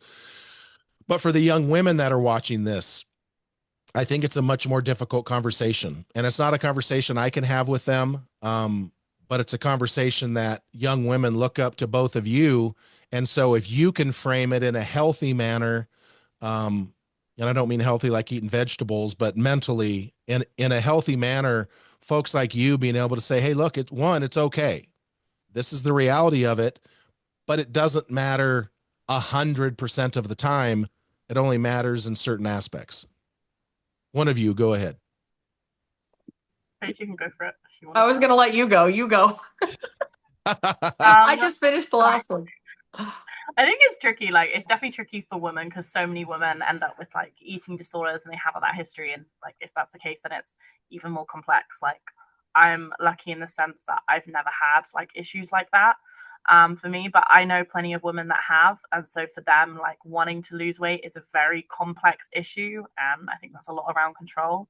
But like keeping your focus on things that you're going to gain rather than things that you're trying to lose is like a positive way, you know, trying to be like, okay, I'm going to try and lose some weight, but I'm doing it from a point of view of I want to feel better, I want to feel healthier, or I want to be in the next games, or I'm trying to get stronger or fitter or be able to run further or, you know, cope in the heat better or whatever it is.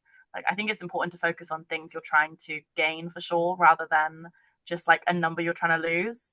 And I'm definitely someone that has, like, you talk about BMI. I don't think I was even in BMI range at like 10. Like, I am just like a heavy person, and I have been all my life. Like, I have like a big chest, and like my body type and everything is like, I'm probably gonna never equally like be under BMI, even if I lost like another 20 kilos, I don't think I would be under BMI either. So like, I know in that sense for me that like the kind of like idea of like what weight you should be has always been so ridiculously far from where I am that it's not even been like remotely important. Right. So in that sense, like it still like isn't for me. Like I was like, okay, I want to be roughly this weight because I know I looked like when I was that weight 5 years ago. But then I'm more going to be like, I want to focus on building more muscle and the like confidence and the health part that comes with that. So I think it's just important that people focus on what you're gaining rather than what you're not.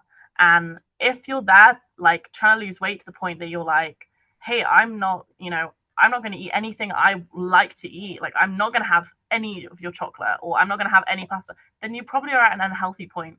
Like there definitely is balance you can do. I think that's important to have a mix of like, these are my goals, this is my discipline, and this is my like enjoyment, and this is my love. And you can have both while seeing the progress that you want. It just might not be at a million miles an hour, but like patience, I think, is really important for people. Absolutely. Yeah. Go ahead, Paige. I mean, everything Ella said is spot on. I mean, that's true. I feel like we're all going to have our different motivations for what that, what is motivating us for that. And I think she's right. Focusing on health, what makes us live longer, feel better, like that should be more important than a lot of the other stuff. And like, honestly, like I said, I'm not great at this. Like I prioritize winning over my health, and I've done that my whole life, like I'm doing it currently, right? I don't recommend for the younger girls coming up that they do that. Like, I hope that there's a better way, you know what I mean, to see that forward than what I did, honestly. And like, we're obviously all still learning and growing. And like I said it earlier, I feel like there's never been a time where I just went, I'm good and I'm not concerned about my weight or my health. Like, I'm always working on it in stride between events or doing, whatever that takes in the little bit of breaks that I have. It's been a lifelong thing for me, and it probably will be until archery isn't my full-time job anymore, and another thing too, I talked about the break that I took, and we haven't said a whole lot of it on the podcast. You guys can find it on my page, but I have mold poisoning. I bought a mold house, whatever, long story short. And so to do the mold detox, I had to take a lot of vitamins and supplements. Well, people don't realize this, but we can't take those vitamins and supplements when we're being drug tested. And so it's, again, if I could change something, if I had all the power in the world of like someone like Simone Biles, I would be pushing for the drug testing to be changed. It's necessary and we need it and I support it. But it is so strict that it forces us to essentially be unhealthy to fit their protocols and not risk losing our career. So I needed to take simple supplements like vitamin D and glutathione, and I cannot take those during the season when I'm drug tested. So part of me not going to these indoor events this fall was because I already had mold poisoning that I found out in like April and had to put treatment off until the end of September, or like mid-September, basically when the tournaments were finishing, before I could start this protocol, because I couldn't even take simple vitamins to try to do a detox. And so I hate that, unfortunately, sports makes you prioritize the sport over your health. I've lived that a lot in my life. And like I said, we talked about sacrifices. Like, it's not just health, it's relationships, it's family back home. Like, there's so many things that I've sacrificed in my life to do this, but I would still do it again. Like, I love what I'm doing and I love archery and the people in the sport. I'm so blessed for that. But I do hope that for the young girls coming up, like, they can find a better way than what we did. And hopefully we're not done yet. Hopefully we can keep working on that and then give them a better path, because I don't know that anyone sat back and showed me what that path looked like. Like, I'm still trying to figure that out. And I've been on the circuit for quite a while, but there's always growth to be had, or weight to be lost, the opposite of growth. But no, it's yeah, it's a process. It's definitely a learning process. And I do think that there's things that all of us could do better as athletes. I also think there's things that could be done better from the sport perspective. And unfortunately, the only thing we can control is us. So that's the factor that we have to work with. Absolutely. And so last thing that I want to hit on real quick is something I talked to Ella about, and that is the food on the road. At World Archery events, they can't always look. If you come to Vegas and you don't like the food in the hotel, walk 100 yards. You're fine. basically anywhere in America, food's probably going to be screwed anyway, but you can go get whatever you want. At some of these places that Ella has to go and that Paige is going to have to go for World Cups, that's not always how it goes. And so sometimes the food has to be provided, or sometimes they're literally trapped somewhere and they have to eat what they have to eat. And so, talk a little bit about that difficulty. Ella, you can go first, because you are, hitting the world archery tour much harder than Paige is at this particular moment. Um, but talk a little bit about the challenges of eating the way you are choosing to eat at this point while you're not home. Yeah, I'd say it's definitely difficult, but it's not impossible. I will say that I think there's only like one event I've been to where the food was actually like inedible, as in I'm gonna get food poisoning inedible. My standards for food at World Archery events are significantly lower than my standards at any other point for food. Like normally I'd be like, I want food that tastes good and obviously like hits my like protein and everything. At World Archery events, I'm like, will it make me sick? Does it roughly hit like kind of like protein, carbs, fat that I need to perform? Like, well, compete, not even perform, just compete. That's kind of it. That's my standard. What it Right. tastes like, I can deal with most of it. And will it kill me as well? Because I have some allergies. Like, that was a whole other thing in India. But like, it is sometimes really tricky. And sometimes, like, it's often buffet. So you can often like serve yourself, but sometimes they serve you as well. And sometimes it's just not really like suitable or not enough. And you're like, hey, actually, like, I want to have more protein or whatever.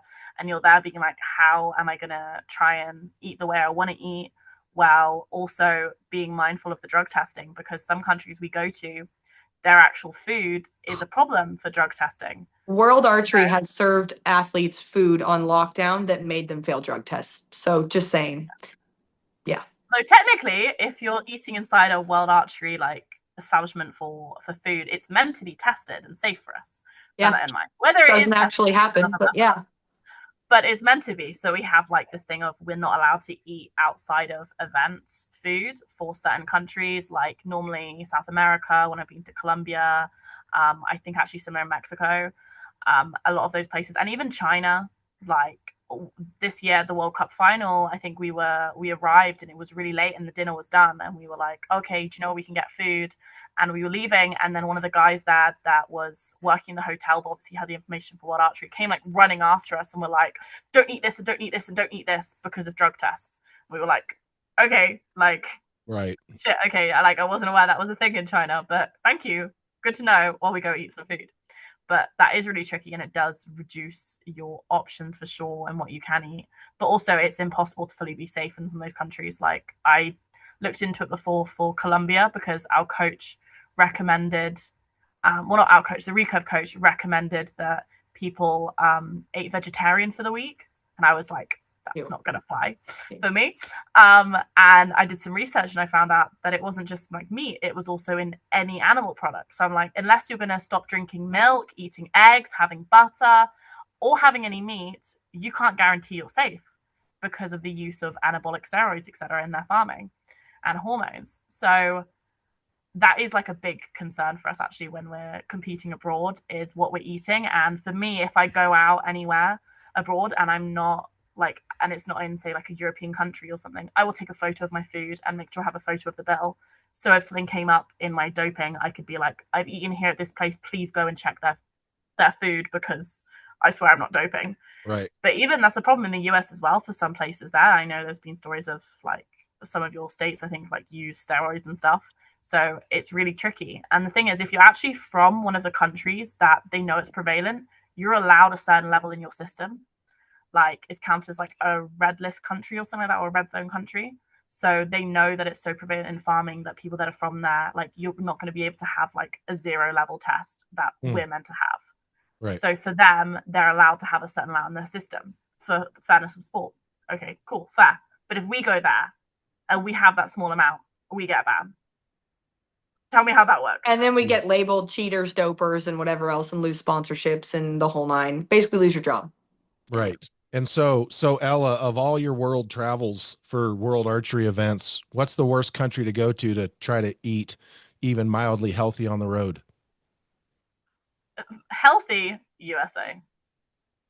by far. Like I said to Greg, like this year, as I said, I was trying to like, or have been losing weight. Don't say trying to, because I actually have been.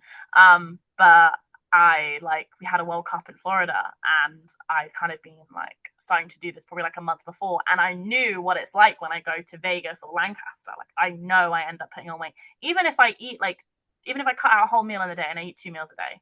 Like I know that.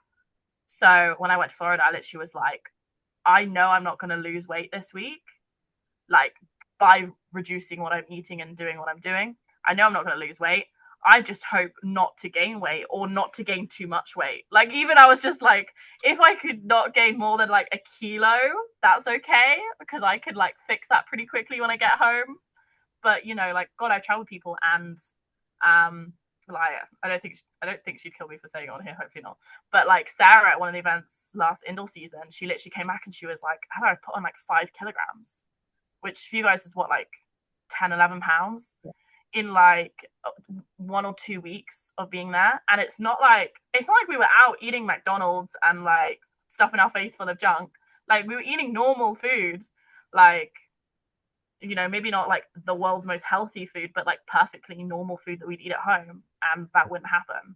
But like I'm always surprised by your guys' things. Like I go to a restaurant and I order something at home, and I don't know how it's like twice the calories that it would be at home, and I'm like, I don't like, what did you do to this? Like, what did you do to this potato? What did you do to this steak? Like, why is this so much more? It makes no sense. You don't want to know. Trust me. You don't want to. But the USA is definitely the worst. For me, Asia's like the opposite. Oh, I really? could eat like so much food in Asia, like stuff my face full every single meal, and I'll come back and I will have lost weight. Nice. Well, but look, all those people are skinny, so that makes sense. Right. Yeah, and I don't know what it is, and I'm like, dude, I get so hungry in Asia. Like I eat so much food when we go to China or like anywhere there, and I'll lose weight, and I'm like, I don't understand. Like I'm probably eating twice as much as I do when I go to the US, and it's like so drastically different. Yeah, our bread is the worst. So last question for Paige. When are we gonna get Ella over here to go on a hunt? That would be amazing. I would love that. Girl, I have no idea how to hunt. Yeah, we'll teach you. It's anything fine. about it. You know how to shoot a bow. So yeah, we need that's like more than most hunters in America know how to do. I love to say that. They hated on me last week. I owe them. That's fair. I mean, that's fair. That's absolutely fair. No, what we need to do is we need to put together a simple hunt. You're not going to take you around the mountains hunting elk or mule deer, no crap like that. But you can come over. Paige only lives a couple hours from me now, so come over. We can. I would have to look at the MyBow lineups, but you could bring a 37 pretty easily. But they have like a 34 as well. There you go. So you come over with a 34. Paige can help you get it dialed in. And then we need to take Ella Gibson on a hunt, whether it's a little whitetail hunt or a hog hunt or whatever. We need Ella. I always say for people's like first time, if they haven't shot anything, I'm like, just go to Texas and shoot pigs. It's like the quickest, easiest way to get some shooting under your belt. And Ella, let me tell you, like obviously we spend a lot of time doing tournament nerves and all that stuff and talking about that. I still get so hyped hunting, like so much more than tournaments. And like the tournament training. I do it or not? Do you know what I mean? Like, because I never have. Like, I have no issue with it, but I'm like, would I be able to actually be there and like press a button? You know what's funny is a lot of the US men have married girls from other countries who grew up not hunting. That wasn't part of their culture. Some of them were incredibly anti-hunting, like when I knew them. And I went hunting with one of them this year, and she like has lived here, been around it, seen it. Now they eat the wild game meat. Like you just talked about the US food being terrible, right? Like we know they're poisoning us in our food every day. If you don't know that, open your freaking eyes. Like that shouldn't be controversial. That's fact. And so like hunting your own meat is probably the easiest way in the US to get like non-poisoned meat essentially. And so that's how she kind of came around on it. But it's interesting for me to see the transition of all those women who I'm such good friends with. And for years, we never had in common that we hunted. And then now they're all actually hunting. And it's such a cool thing to like share those experiences with them and like hear their stories and them finally get it, you know, because it's hard when you live in a place that's just not what people do to understand it. Okay. Yeah, that's it's insane. any kind of hunting, like bow hunting or actually like with a gun. So it's just That's like not wild. Like literally, Ella, you could harvest the animal and that night Eat it. be eating it. Yeah. That's a for us, it's a spiritual experience. Like killing an animal, taking out the back straps and cooking them up a couple hours later and eating them is different.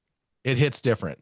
But I think that would be so much fun. Get Elle over here, let her drop the hammer on something, and I think that would be fun. So we need to set that up, Paige. I think we should. Hey, that's the part of shooting a bow that I will always and still love so much. So anytime we talk hunting, I'm like, yes, sign me up. You know what's funny? Whether I kill something or don't kill something, I still always have a good time hunting. I can't say that's true at tournaments when you win or lose. Hunting's the one place, no matter how it goes, I enjoyed it. Yeah. And if she's sitting here chilling doing a podcast when it's 40 something degrees, she'll be fine on the temperature thing as well. Yeah, no joke. But hey, ladies, I just want to thank you for spending some time with me today. I know this went long, but I just think it was an important conversation, and obviously you two are a couple of my favorites, and so I just want to thank you for that. Starting with Paige, let everybody know where they can keep up with Paige on the World Wide Web. Facebook, just Paige Pierce, my athlete page. Instagram, Paige Pierce Insight. YouTube is Paige Pierce.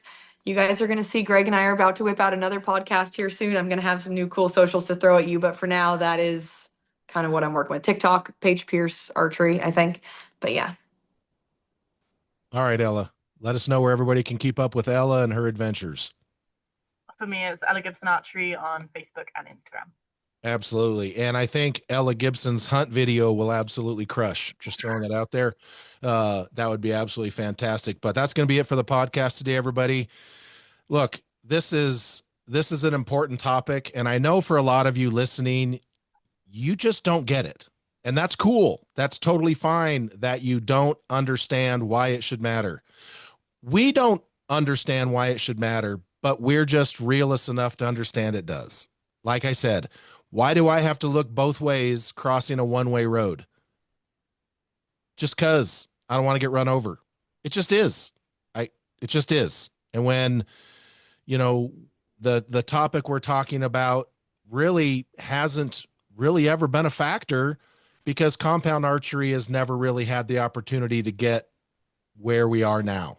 And 100% transparency, I didn't know about the Commonwealth game thing till Ella told me. I'm not surprised. It's marketing, it's promotion. I get it. And if you don't get it, that's totally okay. But we're not lying about it. The person that told Ella's coach, he's not lying either. The people at the Commonwealth Games, they didn't make that decision because they're dicks. They were running a business. And the Olympics is a business. And all of the companies that are going to want to get involved with compound archers, they're running a business too. And they don't care how nice and cool and funny Paige and Ella are. They don't care about any of that. They care about the numbers because they're going to look at them as a product. And no one expects them to be coming straight from the archery range to the beach volleyball course. The fact that archery was replaced with beach volleyball is kind of funny, but that's not the unit of measure. So don't take this to the extremes. No one expects an archer it's not like marathon runners. Exactly. Like, no. This is not what it is. But there is a visual consumption there that does matter. And so we just all need to understand that, support people like Paige, support people like Ella, support anyone that, number one, wants to better themselves and be in better health. How can you think anything negative of that, even if there is another factor that's playing a role in it? The fact that Ella has done what she's done because she wants to be stronger, healthier, live a more, healthier, longer life. How can you have anything negative to say about that just because she also says it'll represent our sport better in the Olympics? If you think that's bad, if you think all of that is bad just because she said what she said about the Olympics, you might want to pull your bottom lip up over your head and swallow. But that's just my opinion. just is what it is. But I want to thank everybody for listening today. Like Paige said, we got another podcast coming up with Paige. She's going to be debuting something that's pretty cool. So we're going to keep after it. Wish everybody out there a safe week. If you're doing any traveling, buckle up, take your safety, at heart these days. It's 2026 and things are pretty wild out there. You guys know the drill. We want to hear from you, not about you. And as always, everybody, love, peace, and chicken grease.